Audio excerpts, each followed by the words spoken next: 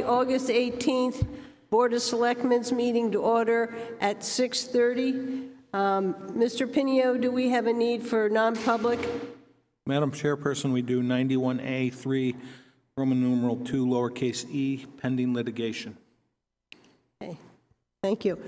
The first item on the agenda are the minutes, and I'm going to ask board members when we take any votes tonight to please raise your hands. We've had some hard times getting the motions and who voted what way, so if we put our hands up, it'll be easy to go back.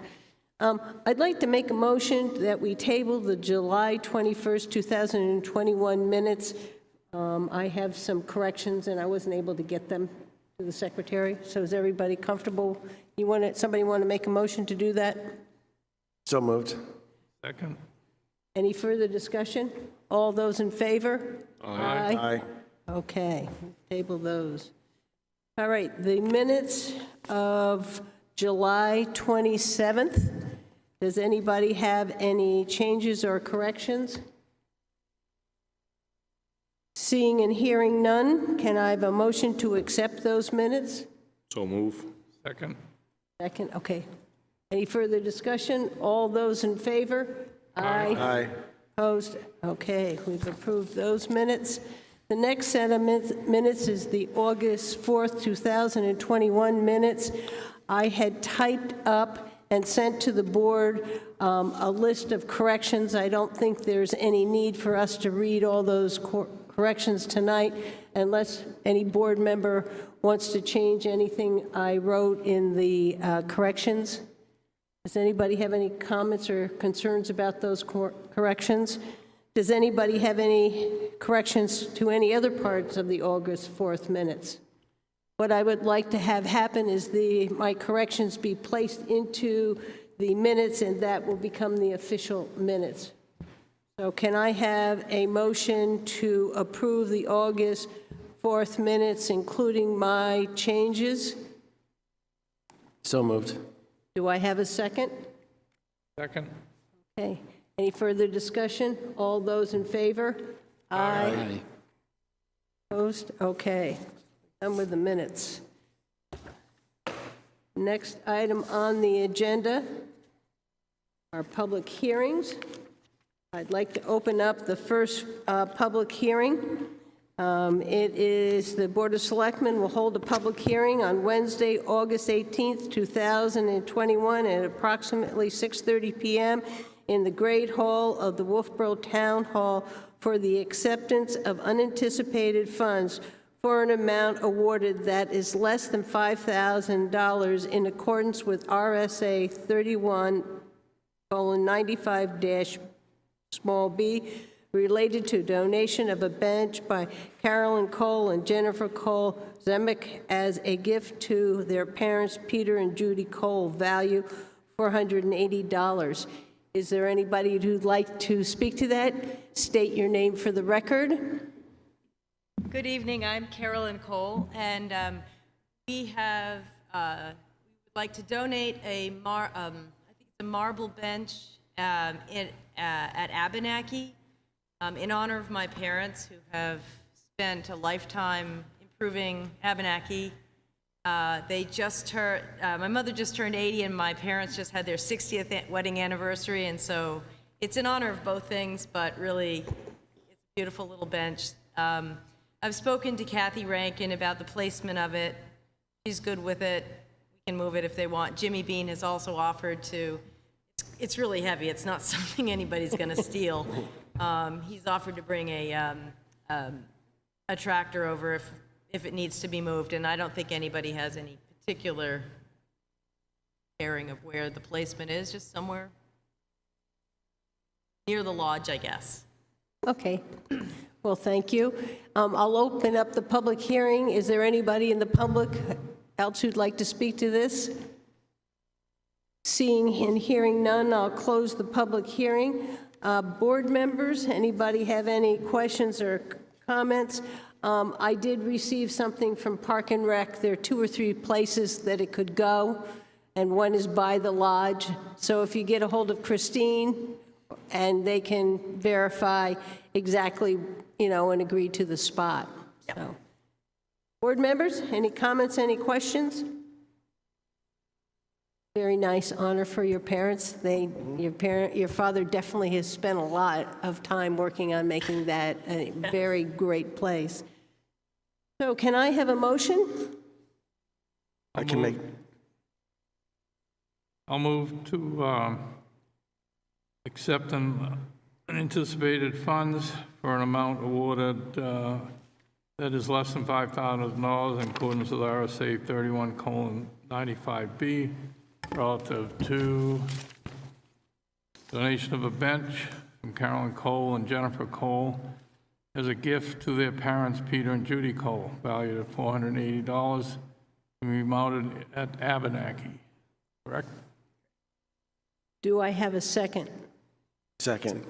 Is there any further discussion? Hearing none, all those in favor? Aye. Opposed? Thank you very much. We've accepted it. All right. The next public hearing is the Wolfeboro Board of Selectmen will hold a public hearing on Wednesday, August 18th, 2021 at their meeting, which starts at 6:30 p.m. in the Great Hall, Town Hall, 84 South Main Street, Wolfeboro, New Hampshire, for the acceptance of unanticipated funds in excess of $10,000 in accordance with RSA 31:95-B3, small a, related to unanticipated grant funds in the estimate amount of $671,000 over the next 2 years from the American Rescue Plan Act for 2021. These are grant funds, and the Board of Selectmen will determine at some meeting and subsequent meeting the eligible use of the funds in accordance with American Rescue Plan Act 2021. So I'll open up the public hearing. Jim? Yeah, Madam Chairperson, we, as part of the American Rescue Plan Act, the town of Wolfeboro is eligible for these funds. We have submitted the application. We will receive the first round of funding late this summer, early fall, which will be in the neighborhood of $330,000. We will receive another check next year for the same. The type of community we are, there's minimal amount of documentation and paperwork that goes with this, but these funds have to be utilized for specific purposes. Those purposes are public health, negative economic impact, services to disproportionately impacted communities, premium pay, infrastructure projects to include water, sewer, stormwater, broadband, revenue replacement, and administrative expenses. We've distributed this to department heads. It really falls into the Director of Public Works and Water and Sewer Department, most of these projects. So David Ford has a series of projects that we are actively discussing and plan to move forward in the future. One of the things that I would like for this board to consider is to appoint a liaison to work with Dave, Casey, and myself for the purpose of prioritizing projects in a smaller group and then be able to bring those back to the board for consideration. I think Dave's got a couple things that he'd like to say about it, and then we can answer any questions anybody may have. Thank you, Jim. So this has been on my radar for some time. Once we knew there was money coming and we're trying to understand how it could be spent, I wasn't aware that it could be used for stormwater, so we have stormwater projects too. But the point I would like to make is our sewer rates are one of the highest in the state, and because of that, our capital cost is paid for by the taxpayer. Everyone pays for it. So if we fund a sewer project, it's helping the sewer users and the taxpayers. The water users, they also have one of the higher water rates in the state, and again, they pay for their capital on their own. So if we're using for a water project, we're helping water customers. So the idea of trying to help people with our user rates, which are very high, trying to keep them, and also then kind of do some emergency work or work that's planned for what we've been putting off for. Certain projects we have submitted for New Hampshire DES SRS applications. One big one was seasonal water lines. On the original assessment coming back, we haven't scored very high, so we're unlikely to get a good grant with that. So one of the areas would be trying to, we have over 200 seasonal water customers who are serviced by water lines that are above ground. We've been cited by DES that we have to do something for the security. Some of these are safer than others. Some, like at Albee Beach House, crosses Route 28, goes through 1,000 feet of swamp, and then pops up out of the ground, and then it services some customers. We are working with, and also the boat museum now. So we're looking at getting year-round water to the boat museum and year-round to the Albee Beach House, which is a public facility, and being in complete compliance with DES. So that's a big project. We have it on our capital outlay. We're trying to fund it slowly through capital outlay. This would help us get to it sooner, and it now has become critical for other reasons. Other projects are sewer pump stations. We have been putting off because of the big problem with the RIB site, and so we're saying we've been putting off those control panels, emergency generators, and site work at some of our pump stations. And we have, if this is not used for that, then there'll be requests in operation budgets and capital budgets. The other big thing is we have an issue with the town hall foundation drains. A while ago, they were identified as the roof leaders led into foundation drains, which led into a system, a drainage system, where the sewer goes. Therefore, it's tied back into the sewer system. We have done and cut all the drains out, and so the surface drains are not tied in, but the under drains are still tied in. Recently, we had a belief that they've collapsed, which is causing some flooding in the basement. We tried to do the quick fix, it didn't work. We could either put a sump pump in and pump it out, or we could fix it, which is going down deep in this intersection, and fix the problem with that sewer system. So that's a big one. One of the possibilities would be to spend some engineering this year and then use the balance of the money next year to solve that specific problem. That also could help us with seeding the project we talked about with Congressman Pappas, which was the extension of the 10-year plan from Pickering Corner down to the bridge. That project, which is going to be tying new drainage into an old pipe that's 100 years old, and we know our water line is 120 years old, the sewer system is 70 years old. So this would be the impetus to get some of that ready for the next project. But so those are some of the projects we're talking about. And again, I'd be more than happy, I think, sitting down and then creating a prioritized list. And the question is, you know, we're ready to go. I'm trying to get a later pricing and expedite that. KC is working with, we got a conference coming up about the documentation we need. I understand it's going to be a lot more flexible than the other stuff, but there's still going to be requirements, yearly requirements. So we want to make sure we have all our I's dotted and T's crossed with that. So again, I think what Jim has proposed is a great idea, and hopefully we can go that direction.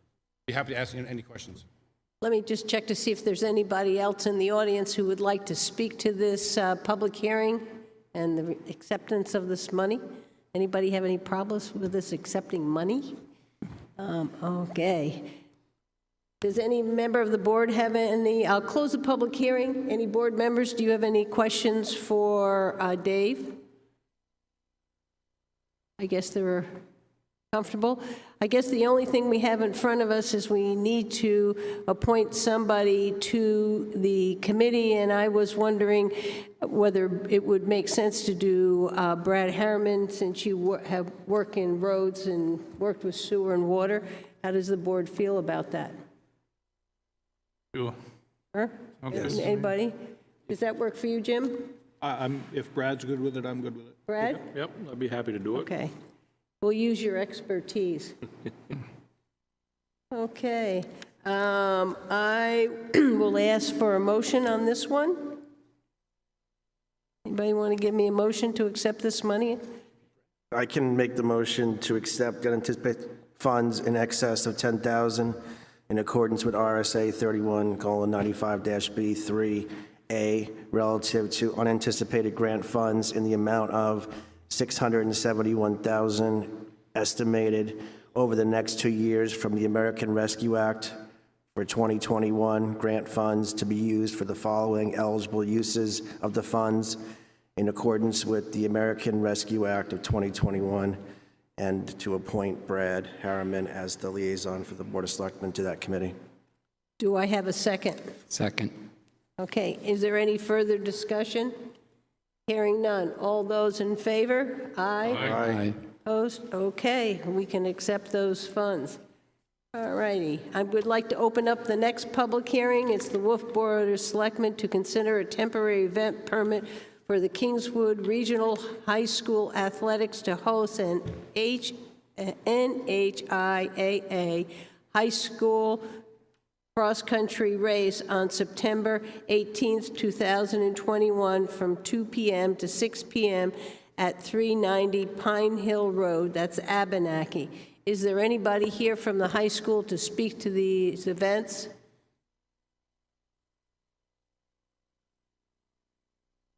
Seeing none, is there anybody in the audience that would like to speak to these events, or this event? Seeing none, I'll close the public hearing. We're back to I think the same issue. We tabled it last time. Has the town received the insurance rider yet? I don't believe we have. I know Amy's been working with them. There is some concern here relative to some of the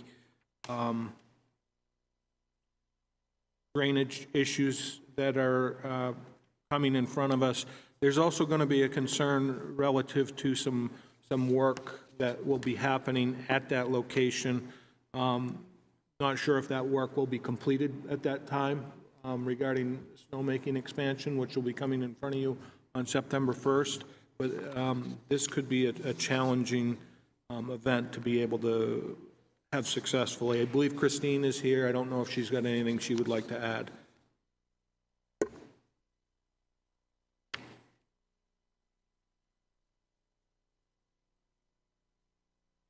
Christine Collins, Parks and Rec Director. I do know that Amy did reach out to them just to let them know that we're still dealing with that drainage issue. We did reach out to the contractor to see what we're doing there. So I don't know, she wanted to know if they were still interested, so we're kind of waiting to see if that's something. And like Jim said, there's another project underway. We're not sure if it's going to conflict with that date. Thank you. Yep. Board members, what do you want to do with this? Well, it looks like we ought to table it till we find out more on this drainage stuff. The erosion, pictures that I have show it pretty well eroded going up that hill. Yeah, I mean, we tabled it to have them come here, which is the issue. We still don't have the insurance, which we need to have the rider. We can table it to September 1st, and if no one shows and we don't get the insurance, they should be told that we're definitely going to cancel it, or should we just cancel it now because of the conflict? Jim? I'm not terribly concerned about the insurance. I feel comfortable about being able to secure that from the school district in a timely fashion. My bigger concern is the drainage issues that we're experiencing, whether or not any of the snowmaking work could extend into that 18th time frame, which could make it problematic for that event. I think for the October one, there's potentially going to be more work happening at Abenaki regarding lighting. And again, if there's going to be a bunch of equipment in the way, I don't think it's a great place to be able to hold an event with kids and heavy equipment in the same area. Okay, board members, I think that our town manager is pretty clear. This is probably something that we should deny because of the construction work at the site. So how does the board feel? Agreed. Maybe I should say, somebody want to give me a motion? One individual motion, so you want one for both? Well, they're two separate public hearings. Right. So I have to do two motions, so I need a motion to deny this temporary event. All righty, I'll make the motion. I'll make the motion that the Board of Selectmen cancel or deny the temporary event permit for the high school cross-country race on September 18th, 2020, from 2 p.m. to 6 p.m. due to the construction that will be taking place at Abenaki and some of the erosion problems the site has. Do I have a second? Second. Any further discussion? Hearing none, all those in favor? Aye. Any opposed? All righty, we'll go to the next one. Next one is the Wolfeboro Selectmen to consider a temporary event permit for the Kingswood High School Athletics to host a high school XC race on October 14th, 2021, from 2 p.m. to 6 p.m. at 390 Pine Hill Road, which is Abenaki. So I'll open up the public hearing. Do I have anybody in the audience who'd like to speak to this event? Hearing and seeing none, I'll close the public hearing. Board members, what would you like to do with this one? Linda? Yeah. My question is that my son raced cross-country, and they always had the races at the high school. Anybody understand, and I made a, sent an email out, but didn't get a response, and I want to know why they're changing the venue. And I would like somebody to come here and tell us why they're changing the location. 4 years in a row, my son raced at Kingswood. They started and they went out through the woods and came back to the school grounds. So I don't know why they're choosing a different location. Well, I think that they must have some reason. I think what's before us is whether we'll allow them to use that spot. My understanding, we may even have more construction going on October 14th. So that is the reason, it doesn't make sense. Am I correct, Jim? Yeah, so I can't tell you when the electrical contractor will be here to do the work about the lighting, but there will be a bunch of heavy equipment in the area, a bunch of men working, and I just don't feel comfortable in scheduling this and then having to put the contractors off for this type of an event. If they want to come back the following year when the work isn't going on, I think we'd be happy to have them. I think they're looking for a variety of locations, and it is a good location for it, but it's just, this year is not good for us. So they're doing electrical work at the high school? No, at the Abenaki. That's what I thought. So my question is, I think it should be tabled until we get somebody from the school to come here and explain to me, at least. I want to know why they're changing the venue locations for these two races, and why they're not doing it at the high school like it's always been done at the high school. Well, what we have before us is an application for a temporary event permit, So I'd like to which table we it. either have to go up or go down, and I think from what Jim is saying, that it is not a safe place to hold that kind of event this year with the construction going on. That's what I'm hearing from him, and I think Christine would say the same thing. So, and we've got the erosion that's there, that's all part of what's going to be done. I think that you can go and ask that, and they should respond to you, but I don't think that's what's in front of us right now. So is there any member on the board who'd like to make a motion? Luke? And plus, they've had two opportunities to come to the board and present, and they haven't done that. So, it's on them now. Go ahead, Brad. Yeah, I'll make a motion to deny the permit to Kingswood Athletics to hold a cross-country running race on 10/14 from 2 to 6 p.m. at the Abenaki, due to the reasons that we spoke about for construction going on, and it's just not a good year to do it up there. Do I have a second? I'll second that. I have a second. Any further discussion?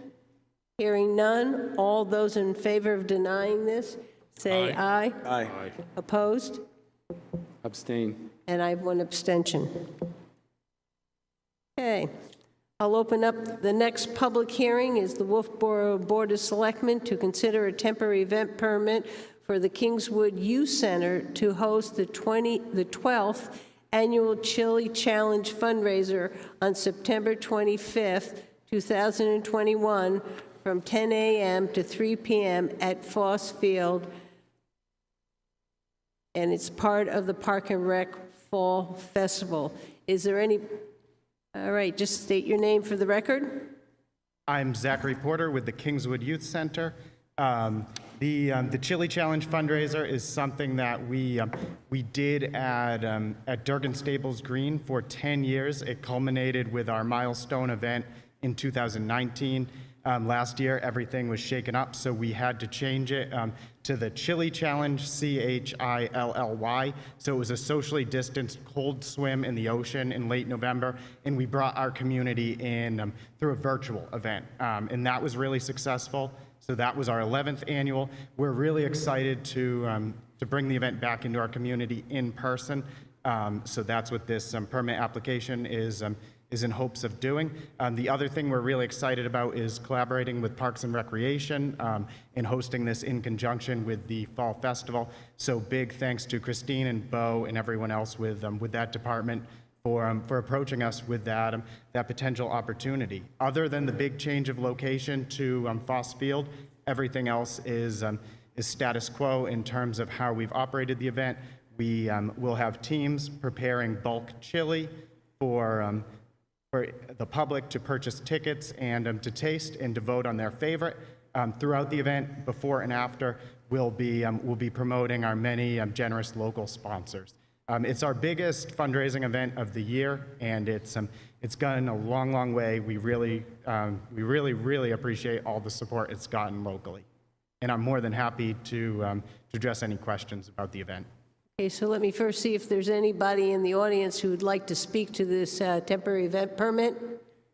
Seeing none, I'll close the public hearing. Board members, do you have any questions for Zach? I think we've seen this before, so can I have a motion? Linda? Yep. Move to issue a temporary event permit for the Kingswood Youth Center to host the 12th Annual Chili Challenge fundraiser on September 25th, 2021 from 10 a.m. to 3 p.m. at Foss Field Parks and Rec's Fall Festival. Permit number 2021-46. Do I have a second? Second. Any further discussion? Hearing none. All those in favor? Aye. Opposed? All right, you have your permit. Thank you. Ready. This is our last public hearing. It's an amendment to add basketball courts to the New Hampshire Lakes Region Pickleball Club to host their annual pickleball tournament September 10th through 12th, 2021 from 6 a.m. to 6 p.m. at Foss Field Courts, Laner Street. Is there anybody in the audience who'd like to speak to this? Come on up, state your name. Good evening. I am Joe Santoro, as you know, and I represent the New Hampshire Lakes Region Pickleball Club, which in 2015 started its very first tournament here with 40 players, 20 from Wolfeboro against 20 from Wolfeboro. And since 2015, the tournament has grown in such popularity that now we have a dilemma. We have so many people coming this year that we had to actually stop registration 2 months in advance. But the pressure that we have right now from these players coming from 15 states and almost 2 countries, because the Canadians can't come anymore, is that if we try to stay with just the 10 courts available to us at Foss Field, that tournament could go well into the evening. However, in speaking with Christine, the Parks and Rec director, we looked at the basketball courts, which are adjacent to the area we're going to play in. And if we have your permission to set up 6 temporary courts, then all of players will be done by 5:30 in the evening, certainly able to help support the local businesses and the economy, which, by the way, has filled up every hotel room in anticipation of this particular event. So we ask your permission to just use those basketball court areas to set up those tents for the 3 days. Okay, is there anybody in the audience who would like to speak to this event? Seeing none, I'll close the public hearing. Board members, does anybody have any comments or questions or concerns? Yes, I just have one question. I don't know if Joe or Christine can answer it. Are the basketball courts, we have 2 courts down there, correct? At Foss Field? So they would both be taken over for the 3 days from basically 6 to 6, okay? And that's, you see any issue with that at all, or do you, I mean, on the Parks and Rec side, is that?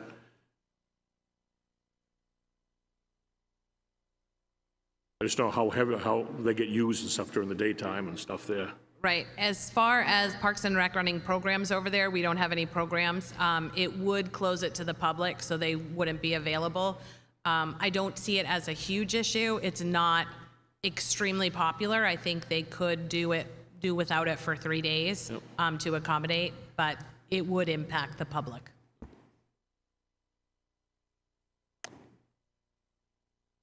Okay, so we're looking at a Friday, Saturday, and Sunday dates. Does anybody else have any comments, concerns, anything you want to ask Joe? Brian? Is it possible to just leave one basketball court open? If Brad has, concern about it. We need all the area to cover the 6 courts. From what we've been observing, there has been very little use of it, especially on the weekend. So it's our opinion anyway that there would be minimal, if any, impact on anyone. Christine? I will say, in previous years, when we have utilized the courts for private things like this, we do post signs to let people know so they are well aware in advance. So once we get the approval, we will make sure signs are up so people can plan accordingly. Any other board members have any comments or concerns?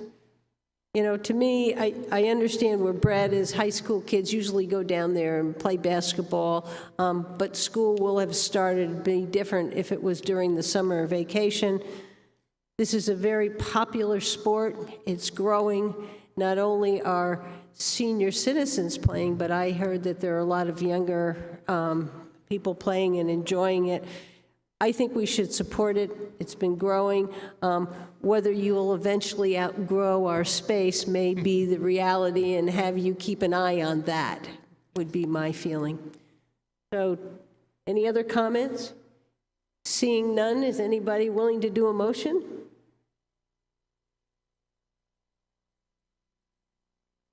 Yeah, I'll make a motion to approve the change to allow the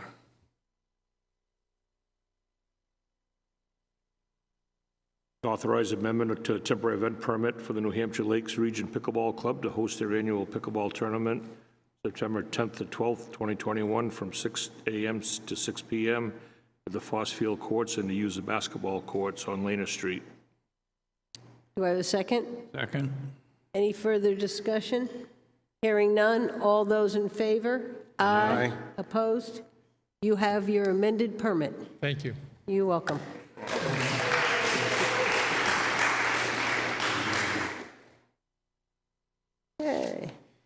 The next item on the agenda is public comments. 3 minutes per person, not to exceed 15 minutes. Do I have anybody in the audience? Would you please step forward and state your name for the record?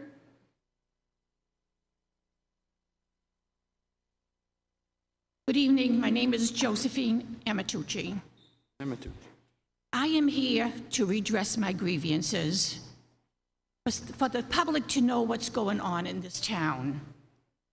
I was shocked to learn that the town has decided not to do an internal investigation on Dean Rondeau, even though the procedure with the police department is that they will investigate every complaint for police misconduct, and also they would ask an outside unbiased investigative agency to investigate, such as municipal resources. This is not a civil matter to be addressed in the courts, which have different procedures and rules that they follow for civil matters. This is a criminal matter. I will not address Dean Rondeau as Police Chief Rondeau, because Rondeau has committed 2 criminal acts against me, which makes him a trespasser of the law and takes away his official status with the town. Legally, Dean Rondeau is not a police chief. Rondeau should never have been allowed to become a police chief, considering his criminal background. That before he was named police chief, Rondeau had accused me of driving erratically at the Lake Wentworth State Park in Wolfeboro, in retaliation because I was complaining about the former police officer, James O'Brien. Ron Doe had contacted the Department of Safety, asking that my license to drive be revoked. However, I was able to prove that I was in Massachusetts at the time, and I showed the Department of Safety a deposit slip, which showed a deposit I made in a Massachusetts bank at the same time I was supposed to be driving erratically in Wolfeboro. The Department of Safety dismissed the complaint. Recently, Ron Doe falsely accused me again, this time of causing an assault with bodily injury at the dump to the former town employee Robert Maloney, stating that Maloney was standing in the doorway of the office at the dump, and I pushed Maloney down a few steps, causing Maloney bodily injury. Ron Doe asked the Belknap Sheriff's Department to do an investigation, and he told them his prosecutor will do the prosecution. Evidence will show that the Sheriff's Department found no evidence for a prosecution, but Ron Doe ordered that they prosecute me. So in a conspiracy between Ron Doe and the Belknap Sheriff's Department, a complaint was filed in the court for my prosecution for assaulting the former employee, Robert Maloney, with bodily injury. What Ron Doe did not know is that I had evidence that Maloney told the Belknap sheriff that I pushed him down the 2 steps at the dump, but there was no injury. And here I was being prosecuted for an assault with bodily injury where there could be jail time if I was found guilty. However, at the trial, Maloney's supervisor, who was a witness to the event at the dump, stated to the judge that Maloney was never standing in the doorway and there was no assault with bodily injury. The point is, Ron Doe knew all along there was no bodily injury. As Maloney has stated to the Belknap Sheriff's Department, there was no injury. And yet, in a conspiracy, Ron Doe and the Belknap Sheriff filed a complaint in the court for my prosecution for assaulting Maloney and causing him bodily injury. Maloney had falsely stated that he was standing in the doorway of the office of the dump where he works, and he falsely stated that I pushed him down the stairs. However, it is to be noted that Maloney did specifically state to the sheriff who was doing the investigation that he received no injury. And I had this statement by Maloney in evidence before the court. Yet, Ron Doe, thinking I did not have that statement by Maloney, had me prosecuted for causing Maloney bodily injury. At the trial, like I said, Maloney's supervisor, a witness to the event, told the court that Maloney was never standing in the doorway and I did not push him down the stairs. It is to be noted that Robert Maloney's employment with this town was terminated, as he fabricated the entire event. Therefore, Ron Doe conspired with the sheriff and accused me of a crime he knew I never committed. Ron Doe committed an unlawful malicious prosecution against me, and in doing so, he took away my liberty. He caused an unlawful seizure, and he violated due process of the law. And in so doing, Ron Doe lost all immunity, as in violating my constitutional right, he was not acting as a public official. He lost all jurisdiction in the matter, was acting as a private person. Are you just about done? Where there is no immunity for his unlawful acts. Therefore, short of Ron Doe going to jail which he should go to jail because this is the second time he lied and accused me of a crime he knew I never committed, Ron Doe must and will be terminated by this town immediately, as there is evidence beyond a reasonable doubt that he is guilty and he is a criminal. Ron Doe is guilty for fraud, fraudulent misrepresentation, fraudulent misinterpretation of the truth, and fraud voids all judgments ever made. Thank you. Under fraud, there is no res judicata, and any and all judgments in this case are void under fraud and of no legal force. The Wolfeboro Police Department's Internal Affairs Department states that the process for a complaint against a police officer of misconduct, that says it will be the policy of the Wolfeboro Police Department to welcome complaints from the public against members of the department of this department. That department will investigate all the complaints of alleged police misconduct to determine whether the allegations are valid or invalid, and they will act accordingly. Thank you. Is there anybody else in the audience who, thank you.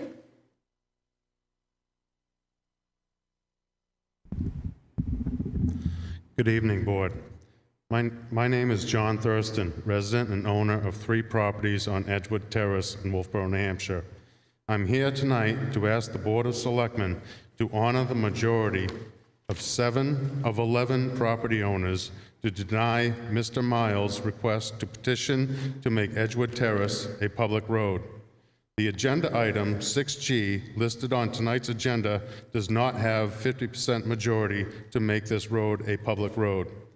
Based on the Town of Wolfeboro's administrative rules, 50% of the majority of the owners is needed to move forward. Additionally, ongoing legal litigation with the majority of the owners and the minority of the owners could be affected by this discussion. Also, the Town of Wolfeboro's Public Works Director, Dave Ford, may be subpoenaed to testify. I myself will be affected because of my inability to freely discuss this matter with the Board of Selectmen tonight. Therefore, I ask you to consider this request to remove letter 6G on tonight's agenda based on these facts before you without prejudice. Thank you. Okay. Next item on the agenda is the bulk vote. Weekly manifest, August 6th, is $648,970.96. August 13th is $2,914,622.52. And the reason that payment is so high is we made a payment to the Governor Wentworth Regional School District. We have the New Hampshire Revenue Form AP16, and it's the application for the Governor Wentworth Historic Site and Wentworth State Park. We send in that form in order to get our reimbursed for having those properties in our town. Property tax abatement refunds, 2 raffles, one for End 68 Hours of Hunger, one is for the Lake Winnipesaukee Association. Board members, does anybody have any questions and concerns about the bulk vote? Hearing none, can I have a motion to accept the bulk vote? Madam Chairperson? Yep. I just, to follow up on the PA 16, this is a state reimbursement that was asked previously for the those 2 sites. For 2020, it equates to $46.31. Every bit helps, right? Make the motion to approve bulk vote items A through C. Do I have a second? Second. Any further discussion? All those in favor? Aye. Opposed? Okay, that passes. Now we're on to new business. A is the 200 women exhibit to use railroad station space And I think we have somebody online. Nancy Hughes, are you here? Can you, you need to turn on your mic. Hello. Hi. Can you hear me? Can you turn it up a little bit? How's that? Better. Is it, you can hear me? Mm-hmm. Great. Well, I'm sorry not to be able to be here in person, and I'm grateful to Craig Gemmell from Brewster Academy for being there tonight. My name is Nancy Hughes, and I work at the Academy. Over the years, I've taught English and worked in the communications and outreach departments. And I'm coming this evening just to tell you about the 200 Women exhibition. This is an international exhibition that opened in Europe and showcases the photographs of 200 women from around the globe, some famous, many not. All of the women are photographed against a neutral background. And while being photographed, the women were filmed responding to the following 5 questions. What really matters to you? What brings you happiness? What do you regard as the lowest depth of misery? What would you change if you could? And with which what single word do you most identify? Their images and responses are engaging and compelling, and we believe lead viewers into consideration of their own values, of the nature of diversity and commonality, and more broadly about our humanity. Brewster Academy was eager to share this exhibition, 55 of the 200 images, with Wolfeboro and the surrounding communities as part of our bicentennial celebration in the spring of 2020. It seemed a fitting opportunity to underscore Brewster's intimate history with the town, and also a means to act on Brewster's updated vision, which charges us to strengthen our relationships with the local community by engaging ever more fully. All of this said, COVID thwarted those plans in the spring of 2020. However, we've since reimagined how we might be able to share the exhibition. Working with a group of faculty members, we've gathered the portraits into clusters of 7 to 9 images, and we'd love to be able to exhibit a few clusters in the Chamber of Commerce Depot space and the Great Hall from October 13th through November 12th. Additional clusters would be exhibited on Brewster's campus in areas we plan to have available to the public. To accompany this exhibition, we have also planned a lecture discussion series entitled Our Shared Humanity, in which we'll explore topics emerging from the exhibition and its central questions. We've received a grant from the New Hampshire Humanities to help us fund that series, which will be virtual. Given the impressive reach of New Hampshire Humanities marketing and advertising in addition to Brewster's own, we're hopeful that the exhibition may also help to serve the town's master planning efforts to render Wolfeboro not only a summer lake destination, but also a place to explore culture and history through the area's museums and associated resources.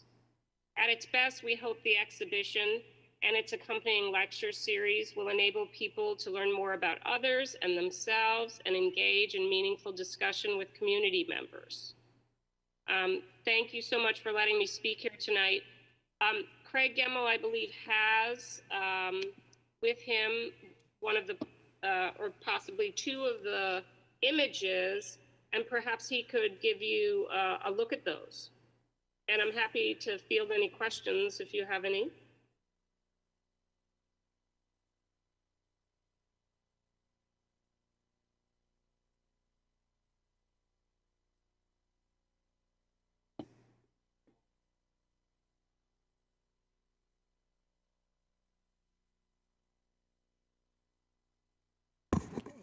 Thank you. Board members, do you have any questions? I have a question. Sure. Is, so the, you will have the event open to the public at Brewster? Yes, and yes, that is our expectation, yes. And we're putting them in places where there will be, a mask will be required on campus. Okay. And we're arranging it in places where there's, not a great deal of interface with our students. But the campus as a whole will still be closed down.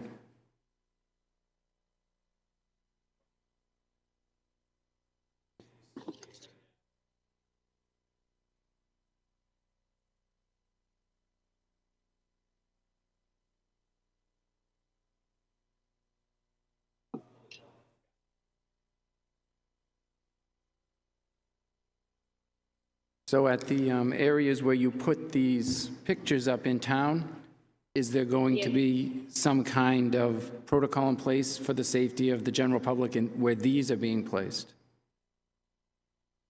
Yes, that would have to be, we would have to work with the town, obviously, and follow their protocol. But so absolutely. Okay. Any other board members have any questions or concerns? I think it's a great idea. I think when we get up here, we're going to need to set it up on easels because we don't like to hammer things into the wall. I'm assuming down at the train station, you're thinking of the vacant space where the nursery school used to be? Or do you think inside the chamber office? I wasn't quite sure.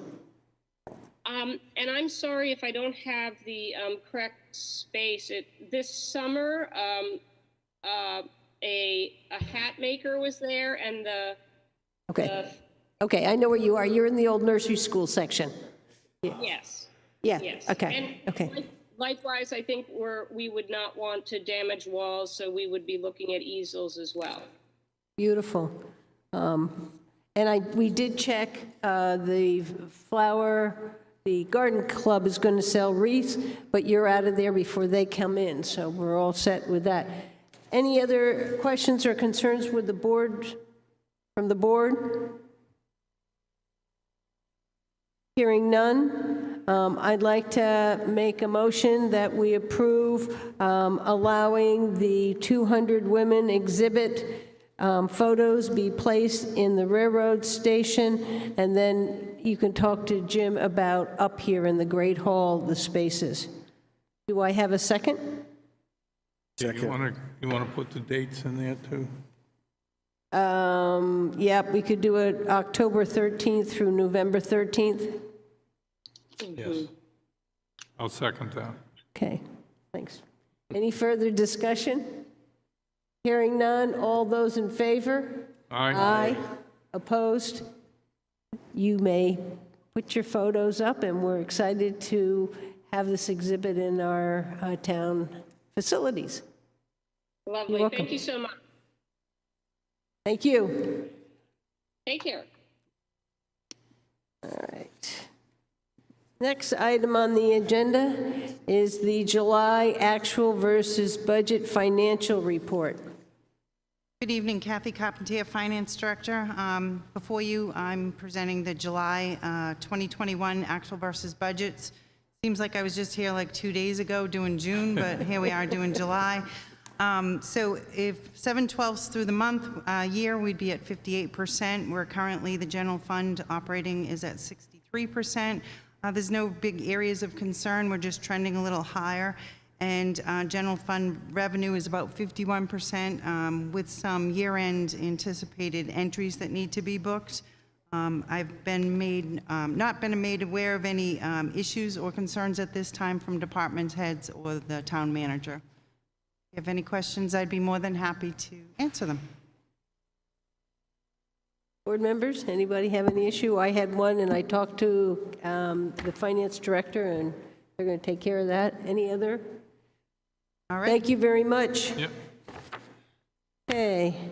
Next item on the agenda is the dockside parking lot boundary capital reserve fund request to spend.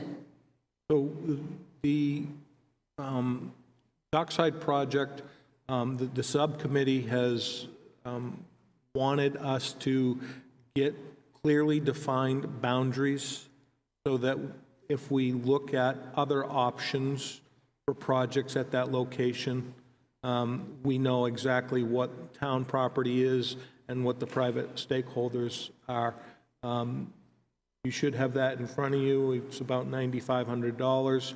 That'll take care of the complete site survey and will meet the requests of that committee. I believe there's about $119,000 in that account.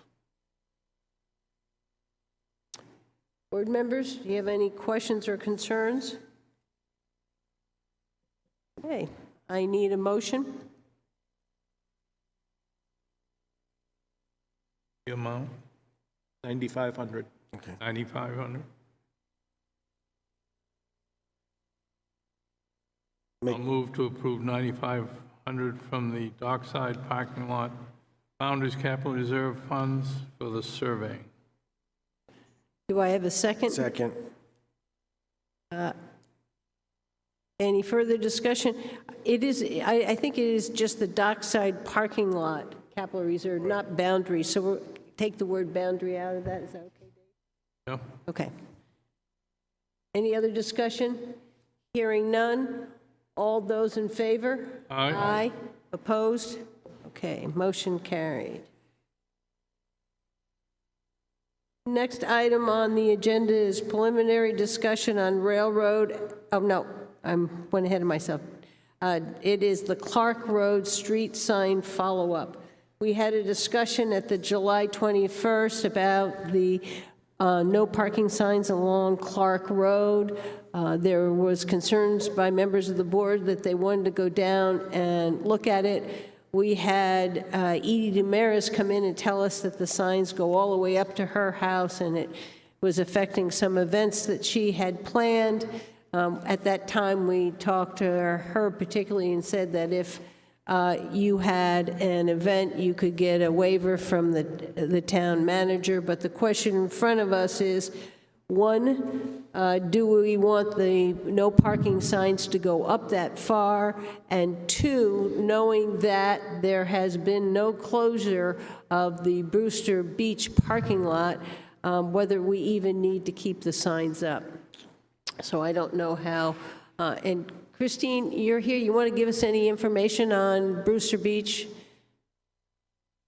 While she's coming up, Madam Chairperson, I would just inform you that I did receive a email correspondence from Bob Tuffer. He observed an event down there this weekend.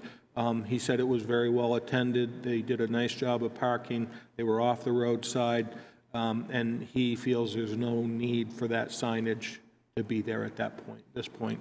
Christine?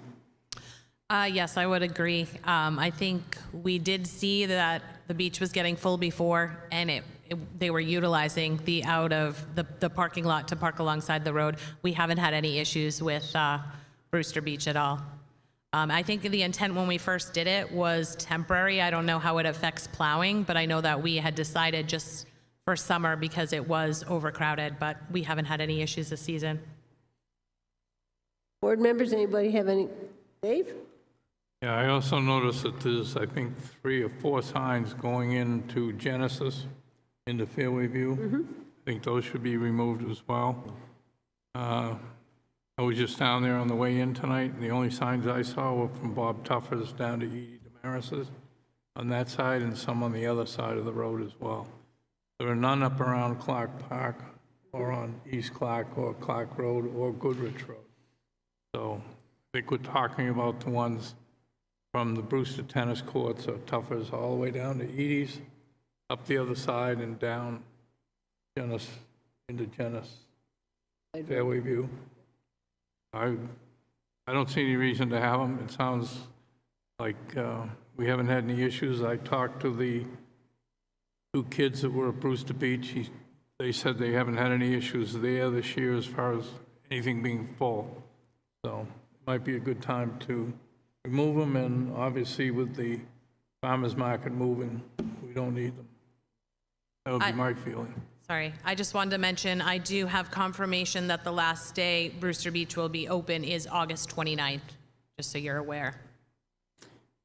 Thank you.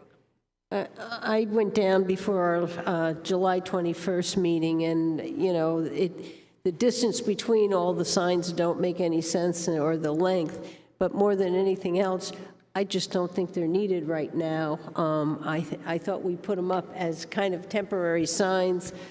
If in the future we ever wanted to put them back up, we need to better define the times and everything on the signs itself. So I'd be very comfortable and think it would be appropriate for us to remove them at this point. Other board members? I'm fine with that. Jim can relay that to the Yep. highway. We don't need to take a motion. We'll do No. it by consensus. We're all in consensus. They should come out. Okay. We will take care of it. Okay. Now we can move on to the preliminary discussion on Railroad Avenue layout and upgrades. So Mr. Ford is here this evening, and he is going to talk about the Railroad Ave layout. I did send, at the request of one of the board members, I did send you the electronic version, so you could zoom in on it a little closer, and I will put it up on the screen so that people may be able to see it. If the tech people up there could make that the primary screen, it would be wonderful. And Dave, anything you need me to zoom in on, just let me know. Sure. Okay, so this past town meeting, we appropriated, I think, $100,000 for the layout and paving and upgrades of Railroad Ave extension, which goes from the Back Bay boat ramp to the Bridge Falls pathway. So the drawing to the right, it would be good if we could just show the drawing and get that old guy out of the way. I think they're working on it. That's better. So right now, the portion to the right is, it was a paved parking lot that was done back in the 90s. We called it the championship site because of the water skiers. And that lot is still okay, but it's breaking up a little bit. The section between that parking lot and going in front of the condos is a gravel lot. And the town purchased the railroad storage building and oil tanks where they were there a long time ago from the Bean Wolfeboro Oil. So we own that section now. If we go a little bit more to the left, Jim, to the there's another section that's still going towards the boat ramp, which is where we have the Bean Park, and we have a nice rain garden, picnic table and trees, and the garden club takes really good care of that. So, okay, now in that portion. So in that portion, we do not own that section of the land, but we have verbal agreement from the Bean Family Trust to allow us to lay out the road. And by prescriptive rights, we probably could make a case for it, but we're working with them. And the goal is to, again, as you come from the boat ramp and you hit the gravel road, would be not to have a paved road, but we want to keep it traffic calming, so we want to keep speeds down. There would be a handicap accessible spot on the right-hand side because that is where the handicap accessible ramp is going to be for the future model railroad boat museum. And that's shown with the arrows back and forth on that end of the building.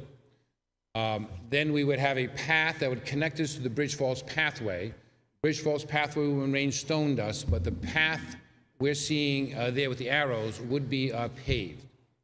We would have a crosswalk going over to the park, more for traffic calming than anything, and that's up for discussions, but that would get us into the park. And then as we would continue going forward, the intent was to have a curb to protect the building and have the curb be 5 feet out from the building so that the water coming off the building in snow melt would have a drip edge. We would not have a sidewalk. At one point, we had proposed to put a sidewalk on that side of the building, but it narrows the road down. It's an area where the sun doesn't hit it, snow would be hitting it, so we decided that we're going to use the Bridge Falls pathway, you know, and everyone does. So I think that works out fine. I have met with the condo association and the project manager for the railroad station upgrade, and I've been talking with Barry Muscio about electrical. One of the things we're trying to do is to put 2 electric vehicle charging stations that would be donated to the town in the locations 1 car spot away from the building on the right-hand side. So where Jim's got the arrow now, to do that, we need to bring in underground power so the power can go back and forth into the grid and back to charge stations there. So That is one of the things. And the other thing is, at the end of that, there'd be some stormwater treatment with the grass swale. There would be some drainage in to try to stop the puddling going on. And the other thing of importance is that between where the existing parking lot is now and the condo parking is, we'd like to narrow that down so it'd be very like 20 feet, and potentially put a seasonal speed bump, a table, so that we don't have anyone trying to speed through this area. This would be something that we could remove in the wintertime, so plowing wouldn't be an issue. But when we have busy traffic, people want to use this area, it's okay, but we really need to keep people at 20 miles an hour to make it safe and pedestrian friendly. The other issue is we're going to come to you with a boundary, a right-of-way plan. That will be the actual layout. And this is going to be unusual because our right-of-way will only be 20 feet wide. We own the land on most of the right-of-way, but it's because of the condo association and their parking and where the building is. There is a funny piece of land that really is odd, and what we'd like to do is to try to do a boundary line adjustment with the right-of-way. That would eliminate some pavement for the condo association. The condo, we would trade some land so that we would square up the right-of-way, and we would also be doing some drainage work with regards to a stormwater treatment with the BMP, and we could probably memorialize their shed. I don't know if anyone knows. Yeah, I was going to ask that question. Well, many years ago, a shed was built, and it wasn't on their property, and we've never said anything about it. So we could either give them an easement for the shed, or we could have them asked to remove the shed. The shed doesn't bother us. It's their responsibility, but we should memorialize it one way or another, that it's their responsibility, and at some point, it needs to be removed, but that's a discussion we can have at the public hearing maybe, but that's something that's... Are they also, we're also trying to do some changes, boundary line adjustments with them also, aren't we? Because of that strange, and that shed being left there can be part of that negotiation? If we want to give them more land, or if we want them to move it. Or easement to keep it there. That's what I'm saying, easement would be the easiest. As part of the deal of changing land. Okay. So today's purpose was to kind of show you the layout, and we are again working on the details. This project is not going to go out to bid. It's going to be done by the town forces, the drainage, and GMI, who got the paving contract this year. So we're still on to hopefully get this work done starting after Labor Day, and be ready to pave by early October. So the hope is to have this all paved. The road layout process, which has been laid out by Mark Puffer, and how we would go about this, we do need to hold a public hearing, and we do have to get that planned. So as soon as the plan is ready, we'd like to schedule the public hearing, and then we would have the easement and agreement with the condo association, and then also we need to have the agreement and sign off from the Bean Family Trust. Brian? Yeah, so I walked the site with you. So the spaces to the left of the maple tree, those are going to be pulled down onto town property, and then a portion of their property is going to be, are we doing a land swap, or are we just doing a boundary adjustment and granting the condos some additional land?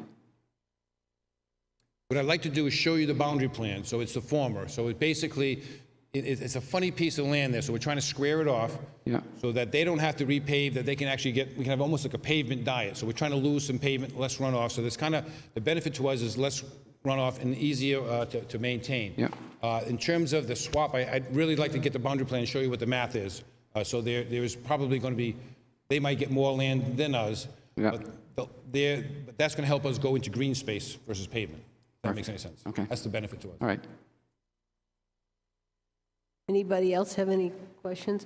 I have only one question. You were saying, if I'm correct, that the parking lot out by the ski jump, that you were going to narrow the travel lane in that area? Is that where you're going to narrow it? Right. Well, the other thing I want to mention too, even though the pavement, we're going to have to grind up that pavement to regrade it to make it work with the grade so everything drains properly. But at that section now, there are some trees there now, but it's still very wide. So the intent is to put 2 trees to create more of a narrow, and then have a speed bump at that speed table at that location. You're talking just at the crosswalk? That's not a crosswalk. See, there's going to be trees there. Or whatever that is. Yes. You're not talking down by the parking lot. That width going through there is going to stay normal width. Yes, that'll be a Okay. 22-foot width, so they Okay. can back out. Yeah, that's But we what I- have to keep the speed slow because people do have to back out. And this is one of the areas where, it's downtown, and we got to keep the speeds low so people can back into traffic.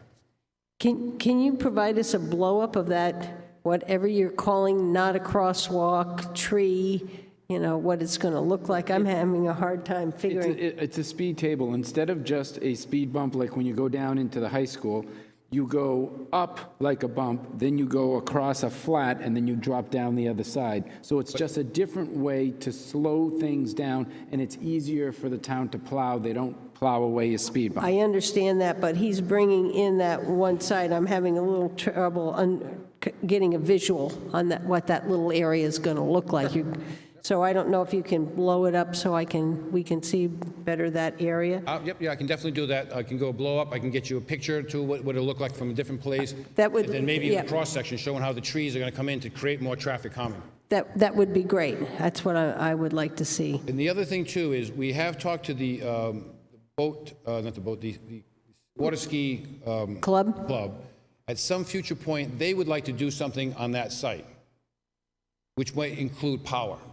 Okay. Now's the time, we're going to put the conduit in. And the other question was, should we put a street light out here? And I keep meaning to get out here at nighttime, maybe tonight I'll go by, but the question is, should we have some more street lighting? Because we're trying to get more people to park out here. In the wintertime, when, say, employees are parking out here, it gets dark, should we have a street light? So I'm going to be looking with Barry to see whether or not we might put a street light in that parking area. And also at the time, we want to talk to Christine because she's going to be doing a lighting upgrade of Bridge Falls Pathway. Yeah, that's what I was going to think of. So maybe we can work with Barry, so at least that section, because we have money in the cap reserve fund, so maybe we could do a section, so we're going to be looking at that also as a potential with this project. But in any case, we'll have conduit in the ground, Yeah. so that if we want it in the future, we'll have it. Yeah, and then we're also going to do the charrette about looking at Laner Street, goes down by the railroad station, that we carry a theme when we go to put out a light down there. It might make sense to have that all look the same. Well, we kind of have one going on now, so it would be that either those, the antique light posts that we've put up around, and it would continue out that right, yep. Okay. And a light for the EV chargers. People are going to be coming there, in the evening and dropping keys and trying to get credit cards out. And Yeah, and I really think in terms of the kids who are working, heading out to the outer parking lots, I think we do really want to have so more that's the same light. location. That would Right. be just past the building where it gets dark, so it's going to light up everything. Yeah, yeah. Anybody else have any comments or questions? Concerns? So we're giving David the go-ahead to keep going on this and come back with more As soon as we get the information. boundary plan, so we'll have some details to explain where that swap's going to be. We'll have more details of that cross-section, and hopefully we'll be able to hold a public hearing. Okay. Great, thanks so Fantastic. much. Thank you. Okay, next item on the agenda is the status report on the public safety complex. Good evening. As you're aware, we've been working for a few years now on a conceptual project for the public safety building. In 2018, LaValle Breslinger, our preferred architect, came forward with a project which involved a renovation and expansion of the existing public safety building site. The estimated cost of that project was approximately $12 million. Subsequent to that, we created a subcommittee. That subcommittee has been working with the chiefs of the department and going through looking at various pieces of property, looking at various options of what we may be able to do with the public safety building. We identified a couple of locations, and we started to move forward with some work. The result came back with a police station, which would be located at the former water tower site on North Main Street. It involved a rehabilitation of the existing public safety building, which would be a standalone fire station, and a tear down and build of the substation on 109. We got the preliminary numbers back I have had a brief conversation with Chief Rondo. I have had a conversation with Acting Chief Zotti. The price tag right now for those 3 projects sits at $16.2 million. And obviously that's well beyond the $12 million that we were looking at previous. Main reason I'm bringing this to you tonight is Friday, we will be discussing this project at CIP. The CIP form, which I have submitted for this project, still contemplates the public safety building of 2018. We've got a few things that we've got to do still, which is, one is going out and getting another estimate from a third party, just as a system of checks and balances. But I think we've got to go back to the drawing board on this. I did have as I said, had a conversation with Chief Rondo, Acting Chief Zotti, and I think they're on the same page. Haven't had a chance to meet with the subcommittee yet because these final documents just really manifested over the past week. With that said, the only other thing that I would add is I'm recommending that we push this project back to 2024 rather than 2023. Hopefully that will get us out of the COVID situation we're in now, which we've identified some supply chain issues. We've identified, obviously, some construction pricing issues, and it will also afford us the opportunity to potentially see what might come forward for stimulus funding to be able to look at these projects. Captain Livy is here this evening. Acting Chief Zotti is here this evening. That's what I have to brief you on about this project. If you have anything specific for me or the administrative team of those departments, we'd be happy to try and answer them for you. Board members, anybody have any question? I'm sure you understand this, but that is too high of a price tag. There's no way that's going to make it. We've got to go back to the drawing table and bring this down. You know, they were surprised at 12. At 16, we're going to have to pick them up off the floor.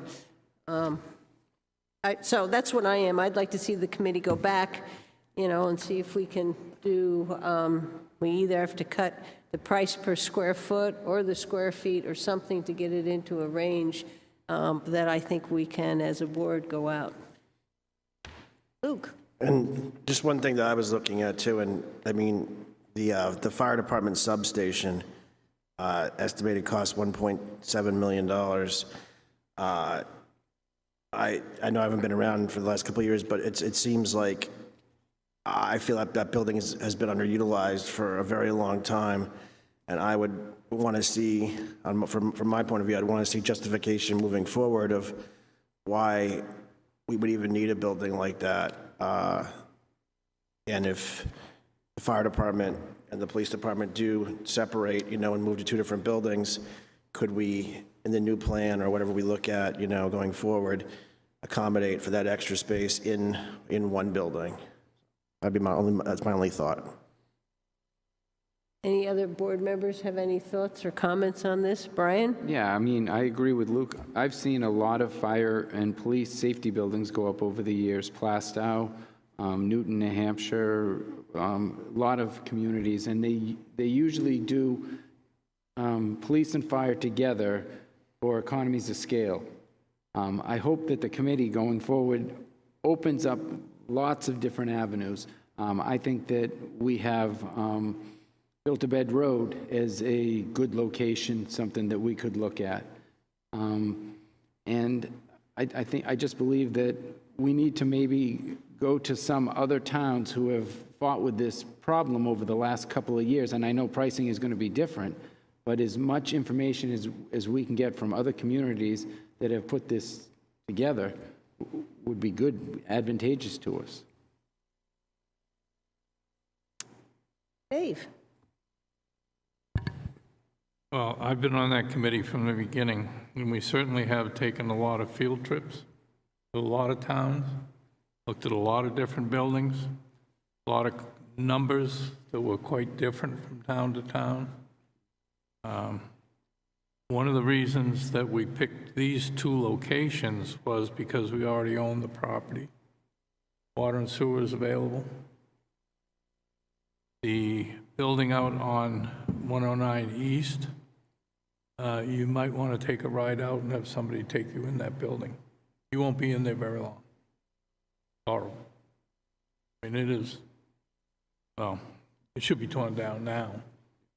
Same as another building that we are aware of down the street should be torn down. But a lot of this stuff comes in that, same as a lot of other towns, it comes down to money. And money is what drives a lot of these different things. Now, I can certainly tell you from the plans that you have here, and if you go through them, you'll see that our architects, I think, did a very good job of taking the blocks and fitting them together, and that's what they do. Police departments today, same as fire departments, they have to have certain things today within a station that we didn't have even 20 years ago. You know, that building was built in '75 up here. That's quite a while ago. We certainly have outlived its size. There may be some things we could do up there that would help defer some of the costs for just the fire department. We need some space for the police department. We had a original drawing that had the police and fire on the same location, but if any of you have been up there, it's small. The lot is small. So I don't have any objections to, and that was one of the things the committee brought out, was that we need to have a third party do a price check on these projects. So whether we do 109 East or not, right now, that's fine, but that building needs to come down. That is horrible out there. I was thinking a new building on Filterbed Road.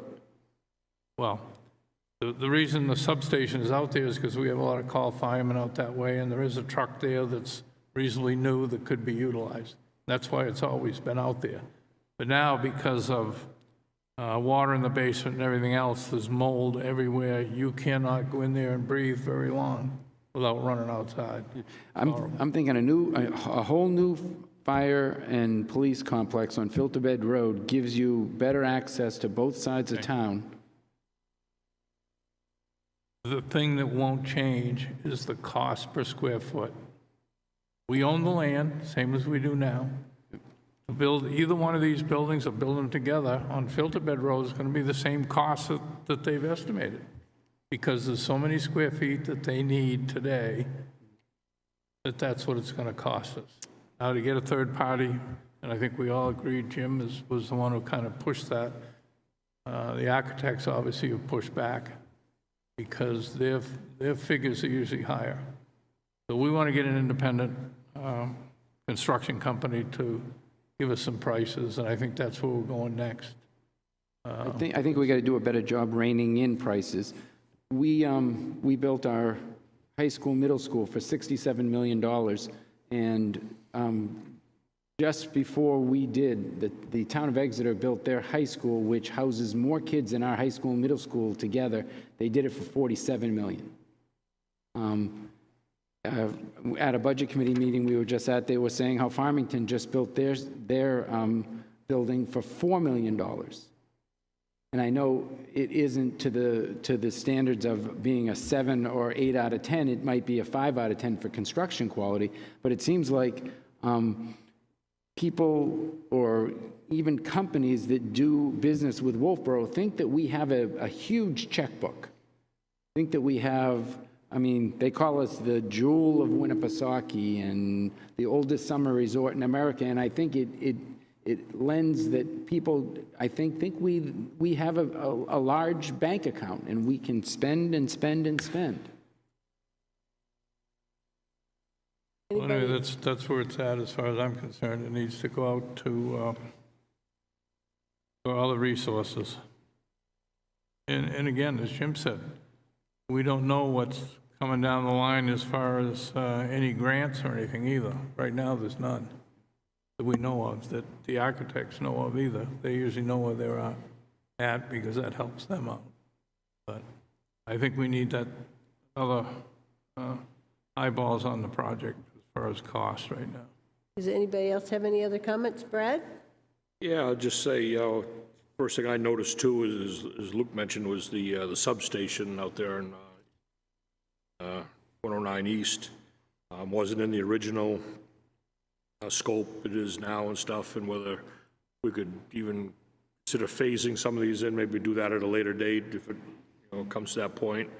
I understand it is nice to have an engine out there where the calls are out in North Wolfeboro and that area. We have a fireman out in that area there can respond quicker to get it out there. I completely agree with Jim. I think bumping it off another year could help stabilize. Hopefully the construction industry stabilizes and the materials become more readily available and the prices come back down. This year has been absolutely crazy. Anybody that's in construction realizes that the woods, the plastics, the steels, everything has just gone through the roof, and supplies just aren't out there either. I mean, it's slowing us down so much that the contractors can't stay on a good schedule either, so that runs the cost up even more. So we need to see this thing all stabilize out before we do anything. So, and and take another look and rescope it a little bit, and like you said, we've got to shave it down because 12 million got a lot of remarks a year or two ago. 16 million is going to be, like you said, you're going to be picking them up off the floor. So Yeah, and even if we take out the substation, we're at 14.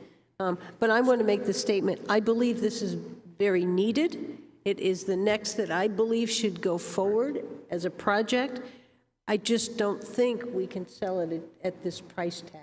And so not unless we've done this and we've shown this one cost that and that one cost that, and we've looked and we've tried as hard as we can to bring the cost down as low as we can and still meet the needs.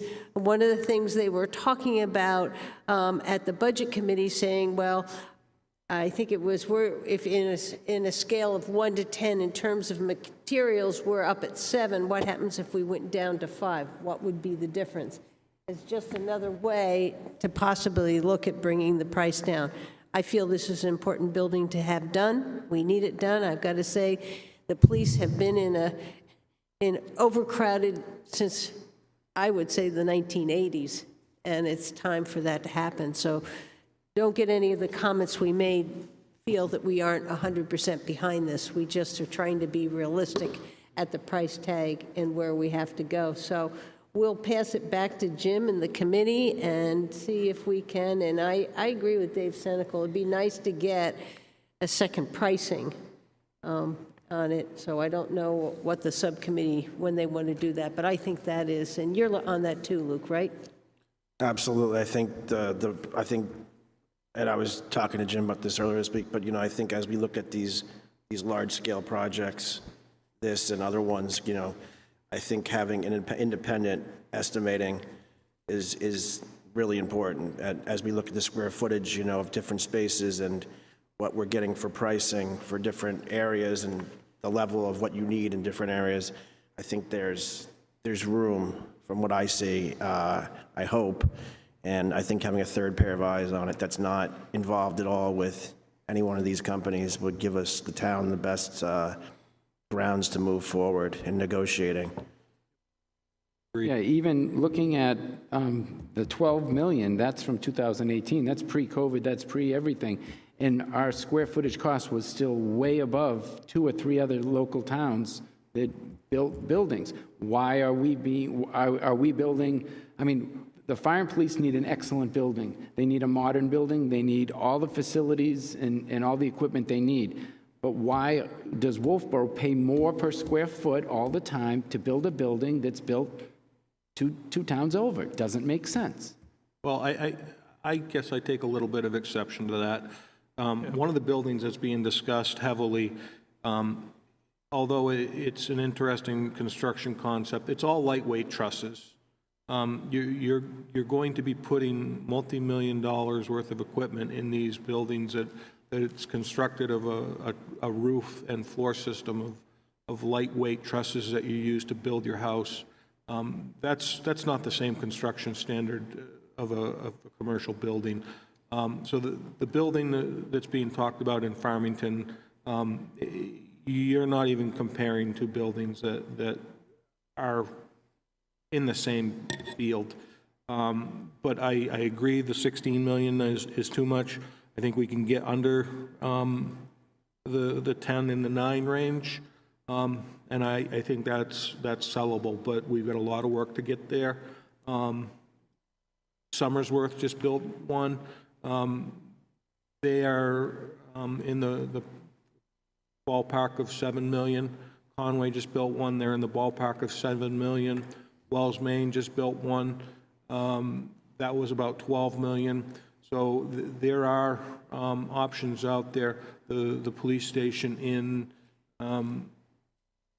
Hilton was in the 4 or 5 range, but that was all bid before COVID and before supply chain issues. And I know toward the end of that project, they were scurrying to get the money. I believe a neighboring town is working on a police station that's been put on hold because they've been priced out of the market.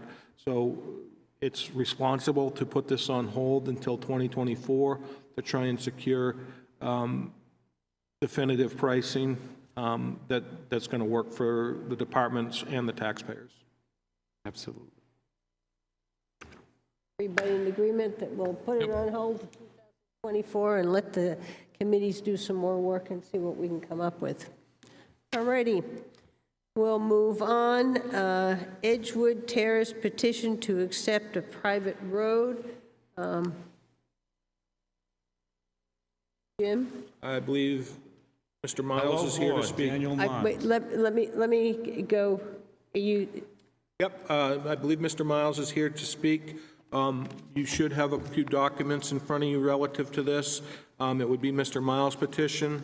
It would be a counter petition, which was submitted, which states that they would prefer the road remain private. We have those signatures associated with it, which is in compliance with RSA 23128, which relates to the majority of homeowners and signing a counter petition to moving forward with laying out. With that said, I believe Mr. Miles has something he'd like to speak about. Hello, Board. Daniel Miles, 5 Edgewood Terrace. I jumped up earlier and asked you to move A through F. I could have got here quicker. In concern of all the Edgewood Terrace neighbors, in concern of their safety and the future road maintenance, I'm here tonight to request, in all fairness, the board notify all neighbors by certified mail, so all neighbors can be present in one room and learn of the cost of the tax implication to convert to a public road. Right now, there's no legal contract in place, and I'm just concerned of the future of what's going to transpire in the road. So, you know, to prevent future issues and have neighbors feel more secure of the road being maintained going forward, that's my request. Certified mail to the neighbors for a meeting to discuss the possibility of going public and what the tax implication would be to the town to convert to public. Right now it's private, I know that, but there's no association, there's no legal contract. And, you know, you have 2 petitions there, one from myself, one from John Thurston. And one, he's got it on his attorney's letterhead. I contacted the attorney probably 6 or 7 times. He never returned my call. It's unsigned by the attorney. So I wanted to know who put the petition together. Did John Thurston put that together on an attorney's letterhead, or did the attorney put it together and the attorney's afraid to sign it? So that's another issue. That's why I want all the neighbors on a fair basis present in one room so they can hear from the board what the cost implication is go to a public road. That's my request, certified mail to neighbors. Thank you. Board members, you know, to me, it seems like they need to establish a homeowners association to try to deal with this road. It's not a town road, it's a private road. The petition that we have is the majority of people do not want it under the RSA. I don't see that there's anything else that we can do. I don't know where other board members are. Anybody else wants to speak up? I agree, Linda. I think that this is an issue with what's inside this community, and as we see here, there's, you know, one petition was submitted, and then a second one with more signatures. So it doesn't even, from what I see in front of me, it doesn't even meet the 50% threshold that it would even be. I think more members are against it. So I think that's where I see it. Okay. The members? Dave? Well, I think there are some pretty clear avenues for somebody to ask a town to accept a road. I don't see that here. So until they supply all the information that is necessary under the requirements of the state and the town, that I'm not willing to discuss this until all that information is here. Anybody else would want to make a comment here? Brad? Yeah, I just agree with what's been said here. You know, until we get an actual application in here for the request of this, you know, I wouldn't be willing to sit down and just have meetings with the group there. It's obvious that it's pretty well split down, pretty close to the middle there, that some want it, some don't want it. And as we had at our last meeting, we had a conversation about accepting more roads. We're pretty much, you know, maxed out. We really need to consider getting our highway department, you know, strengthened up a little bit more before we can even take on more roads and stuff. So I still believe that's the route to go for us, to make sure that we are able, when the time comes, to accept new roads here. And until then, I'm really not willing to participate moving forward with an application for road takeover in the town. Anybody else? I'd like to make a motion, and I think this is one that'll maybe help Jim out. I'd like to make a motion that the board does not consider or deny any petition to lay out a Class 5 road, public road, and lay out a road to be a Class 5 public road until such time as we have the manpower and equipment to do that. I'll second that. For just this project? No, for all of them. This is a motion. Any Class 5. Any Class 5, asking a private road to be laid out as a Class 5 road, and that we deny it until such time, we don't accept them, and we don't deny them until such time as we have the manpower and the equipment to do it. And that would mean just the plow truck and the employee? That's what I'm saying. And then that'll give Jim the authority from us as the Board of Selectmen that that's where we are until we can get through either in a warrant article or in the operating budget, the equipment. We shouldn't even be considering anything because we can't handle it. And I would think this group needs to get together, do a homeowners association, and call their meeting themselves. This is not a town function. It's a association or a group of homeowners need to do that, and then come back to us with a petition when they have over 50 people who want to go in one direction. So I have that motion. Do I have a second? Second. Do I have any further discussion? No, this is no. Hearing none, all those in favor? Aye. Opposed? I have Mr. Mills who'd like to get back up and speak to us. Board, are you comfortable with that? Yeah. Come on up. I had to just finish my motion and... Yeah, that's fine. But I'm hearing you don't have enough equipment, you don't have enough this, that. Nothing to do with Edgewood Terrace, this is the town in general, but, so if we made all the roads private, you wouldn't need any plow equipment, or you just need it for the city. I don't follow. Isn't that how you build a town? You build roads, you charge taxes, you build equipment, you create jobs. I don't understand, like, it's almost like you want to not attain private roads of people that want to go public. I would think it would be to your advantage being the town. Is that not true? We have to have the manpower in order to take care of them and the equipment, and we have to do that. Your association and many associations or areas in town were private developments. They were private roads at that time, and you have to have 50% in order of homeowners to petition the town to lay it out. But what we're saying is we don't have the manpower or equipment to handle any more roads, and that we have to get that money and manpower before we can even think about roads, adding any more But roads. that's how you get the money to buy the equipment and the manpower. You build roads, you create tax money. It works the other way. No. It doesn't work. Okay. So that's fine, but there is no road association. That's what I'm trying to tell you. But you need to form one. You need to get some kind of a road association, form it, and get together as a group and talk about what you were asking us to do. So that's how it's done. Dave?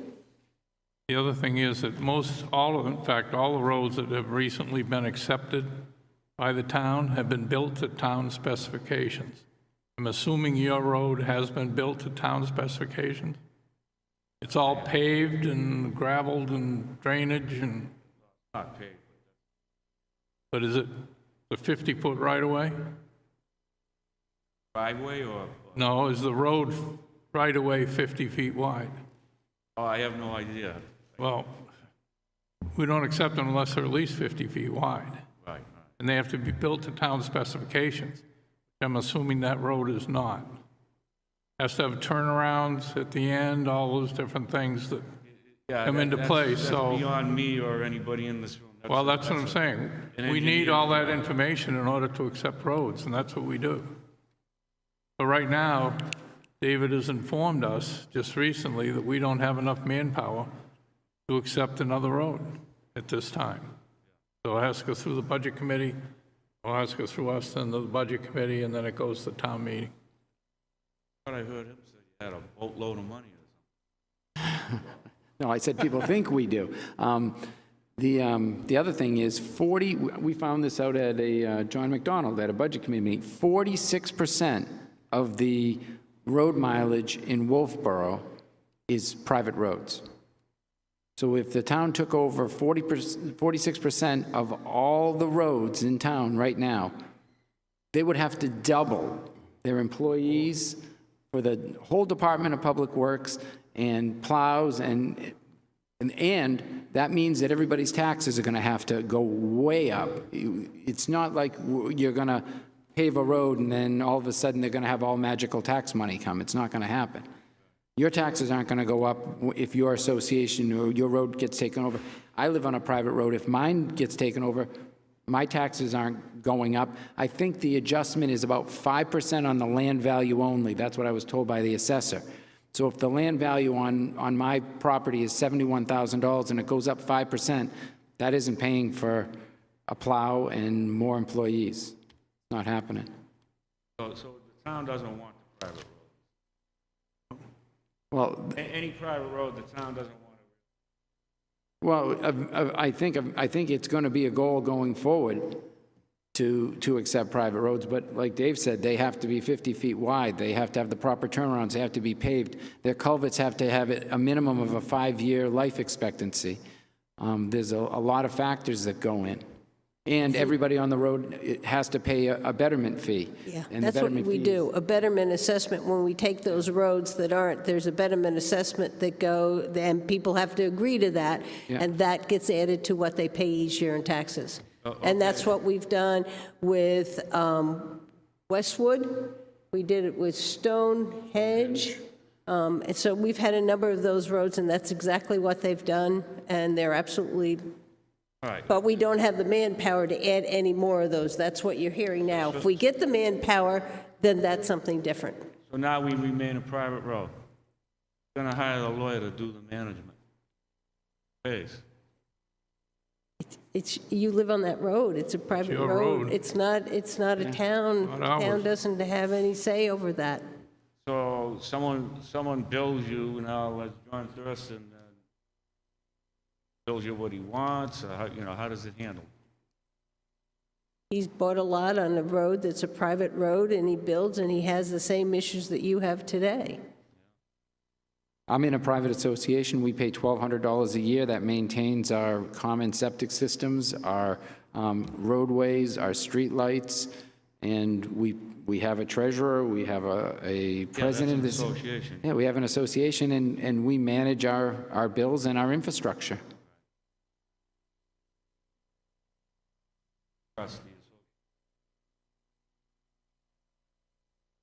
the All righty. All right, we'll move on. The next item on the agenda is the town office holiday hours. We have a memo in our packet. For Christmas, they would like, recommending that we close the 24th, and we also close the 27th. Yeah, so the personnel policy traditionally gives the day before, I think it is, and the day of Christmas off. Christmas falls on a weekend this year. I talked with the HR coordinator. She felt that this was the most appropriate resolution to this year's holiday. Obviously, those safety services who work on those holidays, they would be considered compensated for the actual holiday worked, not the observed.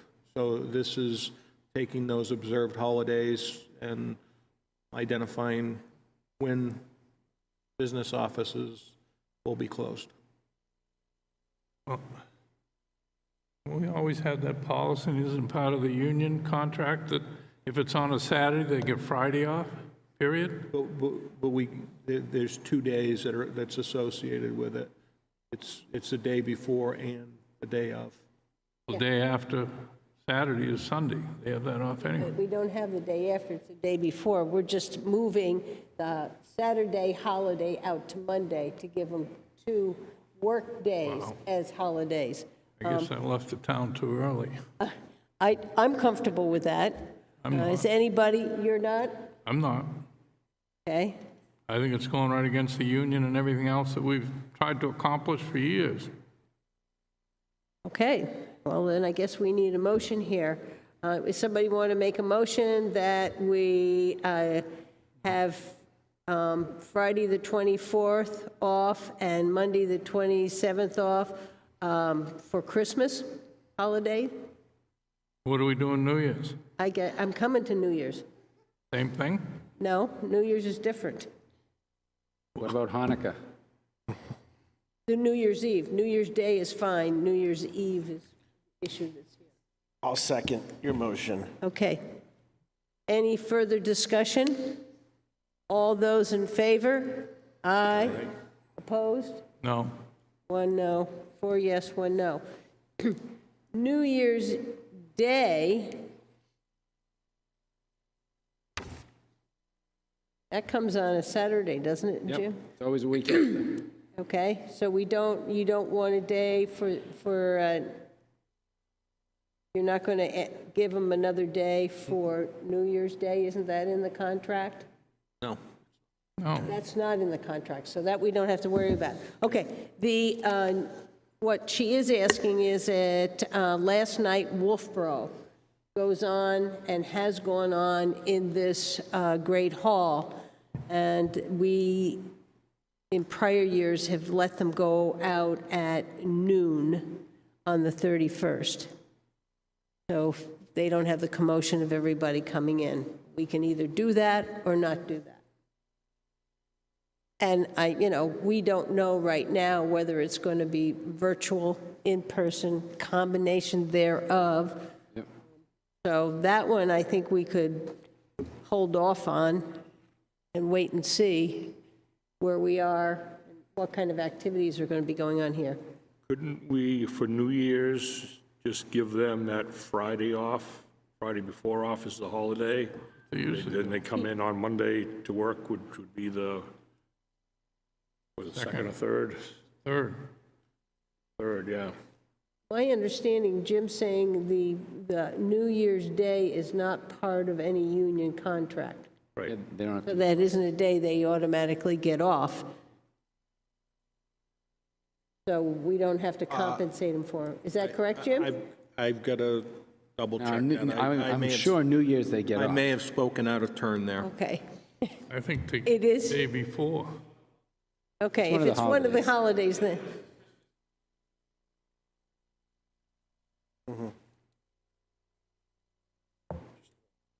We could Yeah. figure this one out later. Yeah, let's do this. We took care of Christmas. Let's not deal with New Year's.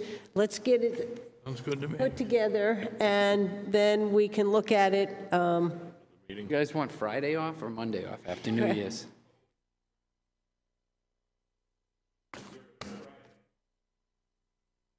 Right. Yeah. So what's wrong with It gives them 2 Friday days. off? That's an extra holiday That's what I pay. just said, yeah. Yeah, and if it's not, if it's not in Just the gave them an extra contract, holiday. if Okay. it's not a precedent, How then about this? We'll get Jim to put a new proposal together for New Year's, and we'll take that up at the next meeting when we got all the facts clear and they've had a chance to Yep. talk. Is everybody comfortable with that? Okay. yes. Okay, so we don't get stuck on that. The 2022 budget review schedule. In our packet, we had a list of possible dates for budget review. And has everybody looked at it? Is there any date that's listed there that a member of this board has a conflict with and cannot meet? All of them. Okay, so we're comfortable with those dates. What we will do is we will do dinner. Seems like most of us cook pizza. Yep. Okay, that takes care of that, right? The only other business that I have, and then I'll open up to everybody else, I had Amy send to you the town manager's evaluation form. We need to get this going because we need to, I think we have to get it so we can see if we're going to give them a raise in the next year. So You hear all this shit, hear all this stuff tonight? I'd like us to take a look at it. This is a form we've used for quite a while. If there's somebody has a better form or would like to do it in another manner, I think we're all open to that. But we need to get that process going. So it will be on the next agenda for us to review it. All righty. To review the form. Review the form and set the dates and all that stuff. But I want people to look at the form first. And all righty. Anybody else have any other business? Okay. I'm going to start down with Brad tonight and committee reports.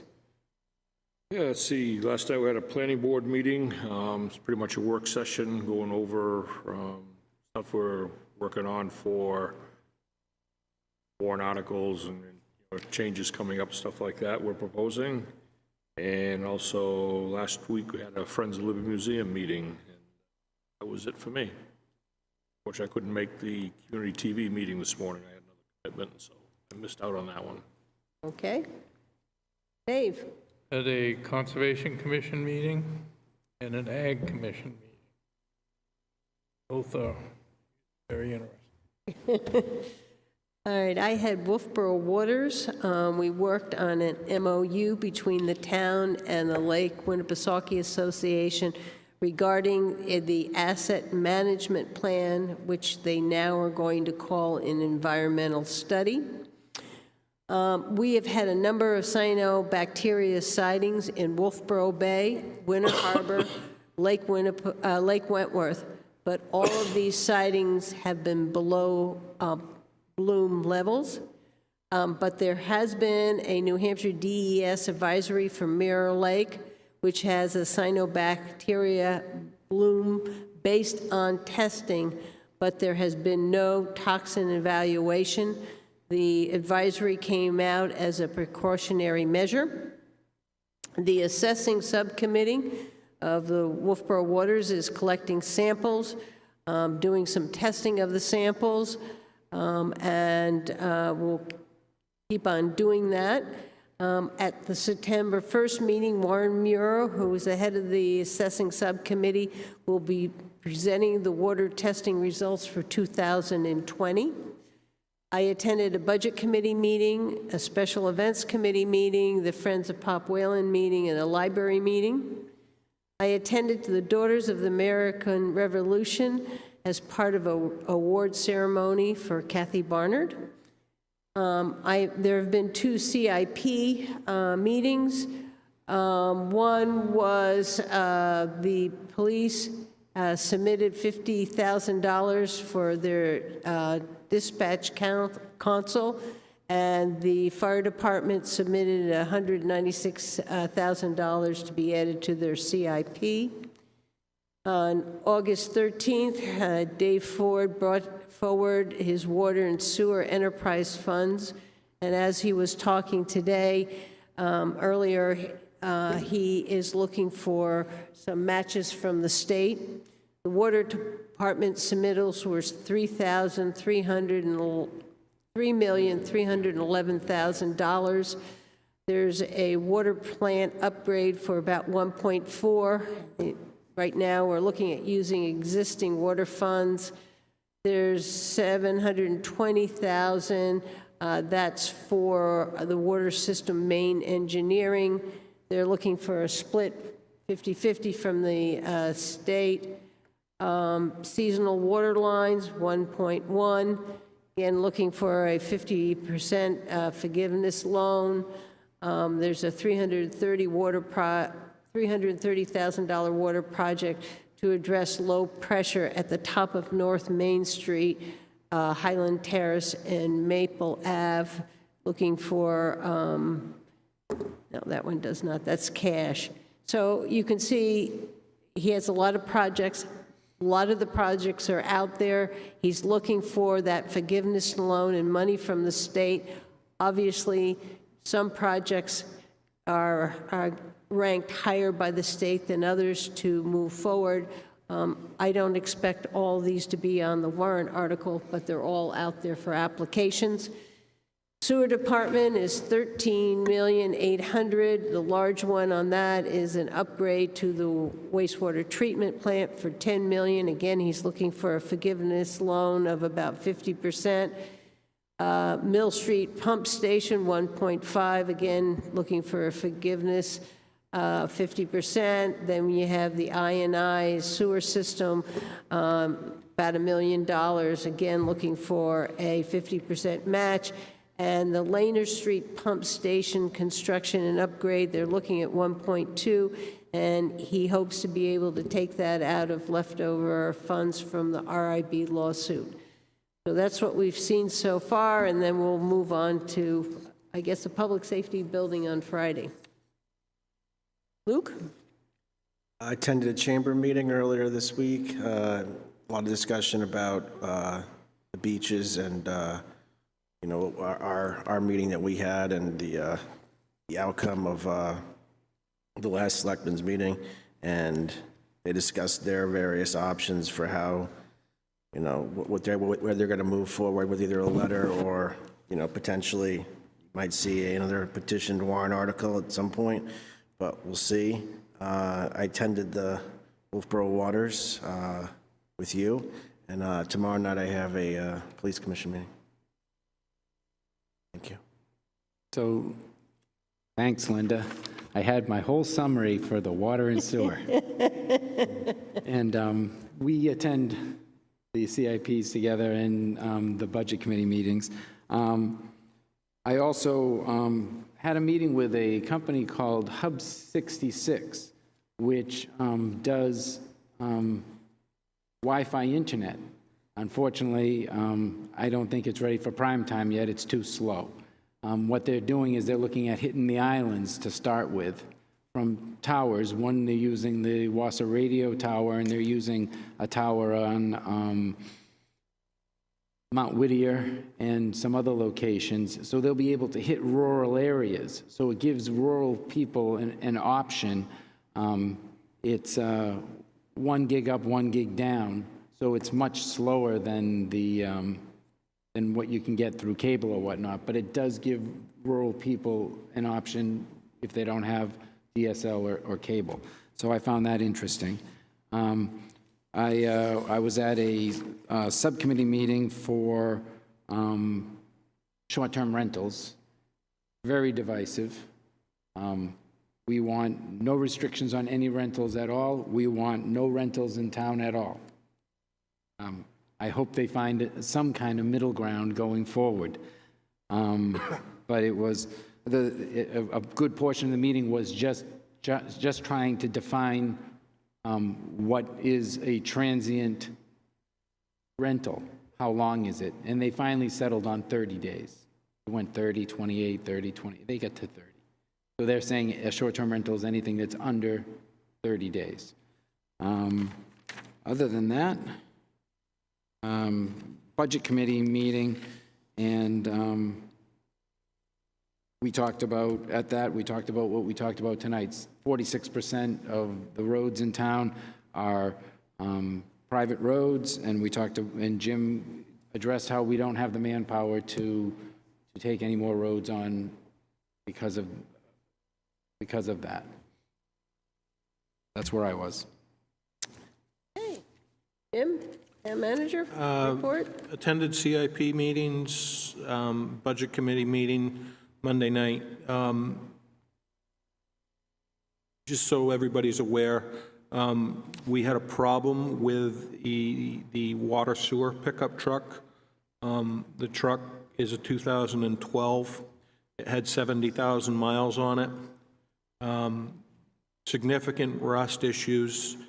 In addition, we had significant motor issues.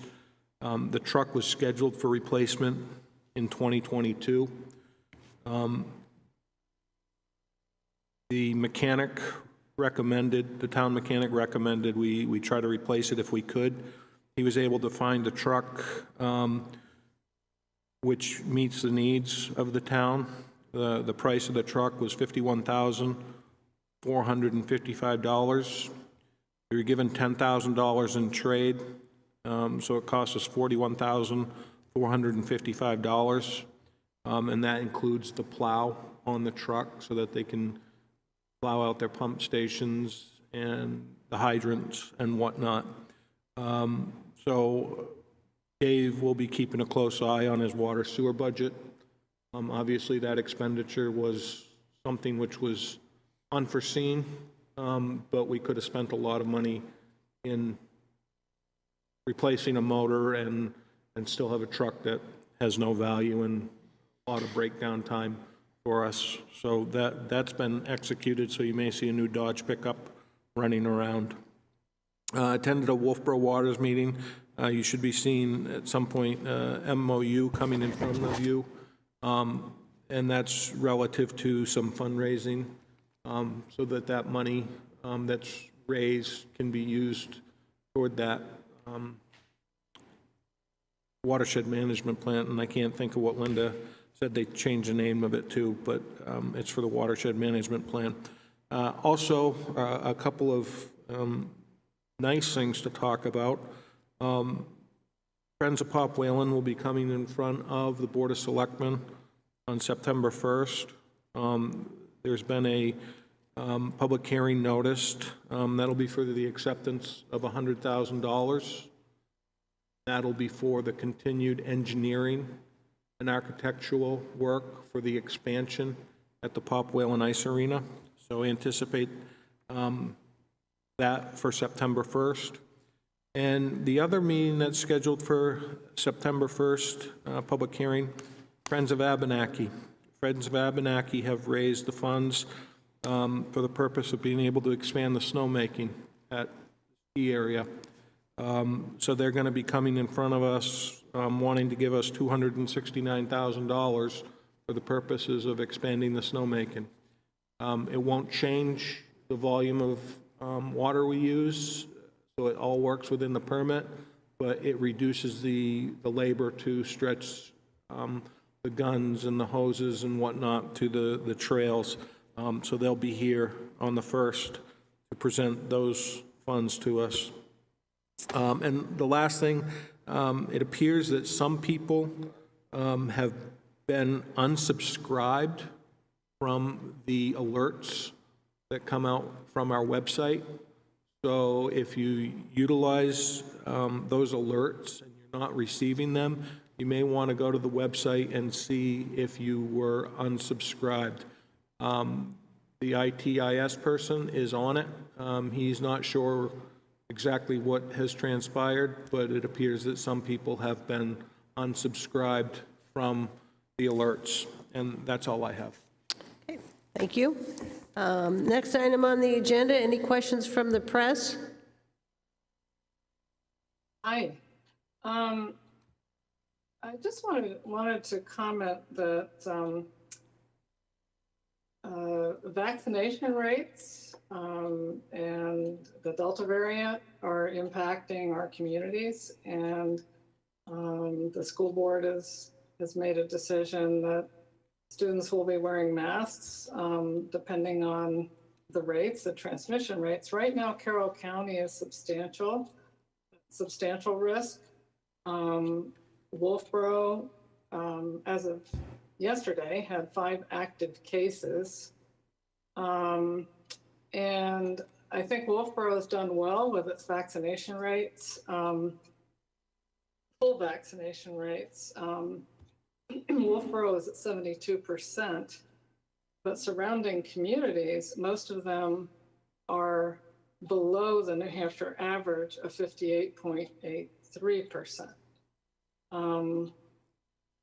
I mean, we have Brookfield at 50, Effingham at 38, New Durham at 43, Ospey at 44, Tuftonboro is at 50, Middleton, which tuitions students to the middle school and the high schools at 34%. And I don't know if our COVID preparedness committee is, I don't know how often they meet, and I'm just wondering what they're doing about the encroaching challenges. I guess some of you are on that committee. Jim, you want to? So Tom is here. We are meeting quarterly, but if Acting Chief Zadi would like to speak on the topic, he can answer any of that. Thank you. Number one, if you may be aware, Representative McDonald is sponsoring a vaccination clinic on August 30th from 10 to 12 at the Wolfeboro Inn. We have been able to work with him and the Carroll County Coalition for Public Health. You can actively now sign up to utilize that. You don't have to be from Wolfeboro. You don't even have to be from New Hampshire if you fill out the proper online paperwork that's available. We are, as a committee, continuing to watch the situation. Obviously, we have some concerns about the directions the numbers seem to be going. I can tell you that as of this morning, there are no admitted patients at Huggins with COVID. But we are watching that. It is one of our criteria that is a trigger for further action. We did, at the Public Safety Building, and the captain can speak to this as well, bump up our internal level of precaution, I guess we call it, based on what we saw for numbers, and also the fact that we did have one of our members test positive a few weeks back and has since recovered and back to normal operation, if you will. But we are meeting as a quote-unquote command staff pretty regularly, because we do primarily work in the same building. We chat quite often about the situation. We are watching it, and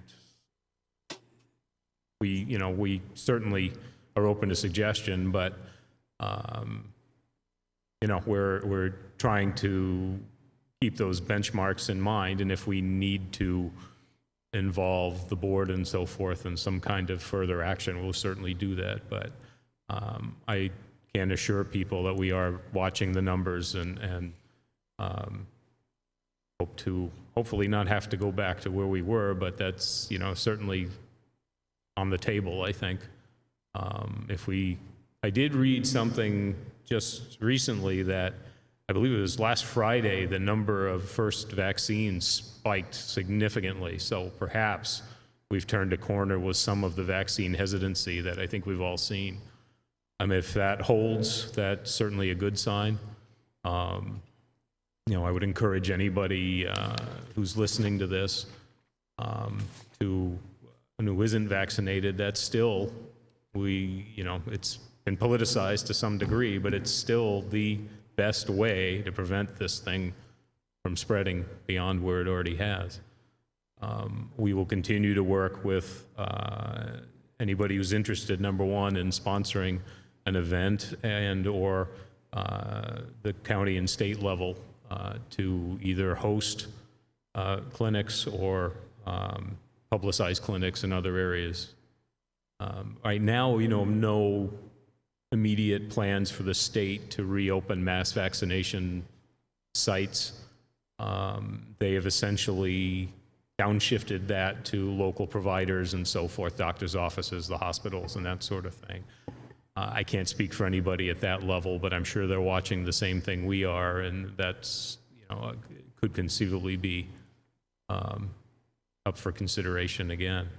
But as of right now, there are no new executive orders that we're aware of or any emergency declarations or so forth that would give us any authority to do anything beyond where we are today. If somebody sees a trend or notices anything, they're certainly welcome to contact me or I presume anybody at Town Hall, and if there's something we need to react to in a rapid fashion, we'll certainly do that. But we are watching the CDC guidelines and the numbers and hoping that perhaps now that the vaccine numbers seem to be increasing, we're moving in a better direction. There was a very interesting radio show on Wasser tonight from... I have a feeling you might be related to somebody involved in it. From 4 to 5 o'clock tonight, there was a very interesting radio show. It had Bill Marsh on it, who we know was an internist and became an eye surgeon. And it had, and I can't remember his name, a representative from Conway, who was a spinal surgeon, did spine reconstructions. And they spoke for an hour all about vaccinations, the history of vaccinations, vaccine hesitancy and everything. I don't know if the town could put a link to it on, the fire department, the police department, because it was extremely informative. It was two very well-trained, Harvard-trained, Dartmouth-trained physicians explaining the need for vaccination. Presumably, once the radio station posts the link, and I know they typically post those as standalone programs, we can certainly look at that. Yeah. Walgreens in Wolfeboro, every day from morning to when they close, the pharmacy, except for 1 hour between 1 and 2, is you don't need an appointment. You show up. Be helpful if you brought your driver's license. No insurance is required, and you'll get vaccinated right then and there. I brought 6 people last week that had worked for me and that were all hesitant to get the vaccine, and dragged them there. And so I boosted the Wolfeboro numbers by 6 last week, but it is open to the public. Bring a driver's license. Don't be afraid. Go in and get vaccinated, and we'll be in a much better place. And on that same note, for the vaccinations at Walgreens, you know, don't be hesitant to go out and get vaccinated. And, you know, if you don't feel comfortable going into a location or whatever, wear a mask. And, you know, just use good judgment, and people need to wash their hands, and hopefully we'll all get through this together again. Well, a couple months ago, a lot of us who were already vaccinated felt free to take off our masks because we were told that we were not carrying a viral load so that we were not vectors of spread to other people. However, with the Delta variant, a viral load, a quite high viral load, can build up, and the person who's vaccinated doesn't have any symptoms. So even if you're vaccinated, you can be affecting other people, and I think that is a concern, and that is a reason to get the mask back on in public places inside. The radio show, the surgeons were talking about this, and they said that Moderna has come out with their booster shot. It increases your protection against the Delta, Lambda, and I think Gamma now by 86%. The Moderna currently protects you 76%. The Pfizer is more around 46%. Pfizer's working on their booster shot that they think will get it up to close to the Moderna levels. The explanation on the radio show was that the least number of people that are vaccinated, the more chances the virus has to multiply, the more chances it has to create a variant. The variants become the stronger force. They take over the weaker cases, and this is how it spreads and becomes more virulent. That the Delta produces something like 1,000 times faster in your body, even if you're vaccinated, than the other vaccines. So the key is get your booster shots when you can, and people get vaccinated, because the more people that are vaccinated, then the virus can't replicate. My understanding is there was an announcement today about, and I was schooled a little bit on a Zoom call this morning about booster versus third dose versus update and this sort of thing, and apparently there is a difference. But at the end of the day, there will be people who, through existing conditions, will be recommended for either third dose or booster, depending on what terminology they end up using. Generally, people who are immunosuppressed, and I understand one of the issues to be resolved is how you determine that. Are you going to let people self-determine, I'm immunosuppressed, I need another dose? Or is there going to be some kind of documentation required? That's stuff they still are working through, as I understand it. But my understanding is that it's pending final FDA and CDC approval of the vaccines versus the emergency declaration that they're working under. And at that point, sometime, it appeared to be middle of next month, I think they expect that'll be available for people in those certain conditions. Well, booster shots are now available at Huggins. The Pfizer is available, the Moderna, people who have had the Moderna and want a booster shot, that will be beginning next week. So that is good. And some of our institutions like Genesis and Wolfeboro Bay Center, Genesis has set the policy that they require 100% vaccination rate by August 23, which is pretty impressive. I guess Huggins is moving in that direction, and I appreciate you bringing six people forward, Luke. Thank you. Thank you. Okay. Public input. Hello, Linda. Yep. It's Suzanne. on a lesser important note. Yep. I was wondering if the board could explain or clarify what was initiated to have the farmers market leave Clark Park. It's so enjoyed, and I've heard so many versions of what happened there. If you could comment on that. I'll pass that over to the town manager. Suzanne, I'm going to respectfully ask that we be able to respond to you at the September 1st Board of Selectmen's meeting regarding this. Does that work for you? Certainly. Thank you. Anything else? No, not on my part, thank you. Okay. Before we go into non-public, Dave Senical pointed out to me that the September 22nd meeting is scheduled for 6:30, and it really should be 6 because that's when we do our budget. If I can get the right. Yeah, 'cause I think it's correct in the, So that's just something that needs to be. We will take care of that. Yeah, but it doesn't say here a time. right, Change that. 6 o'clock, I know. Thank you. Okay, I need a motion to go into non-public session. So moved. Do I have a second? Second. Brad? Yes. Dave? Yes. Linda's yes. Luke? Yes. Brian? Yes. Okay.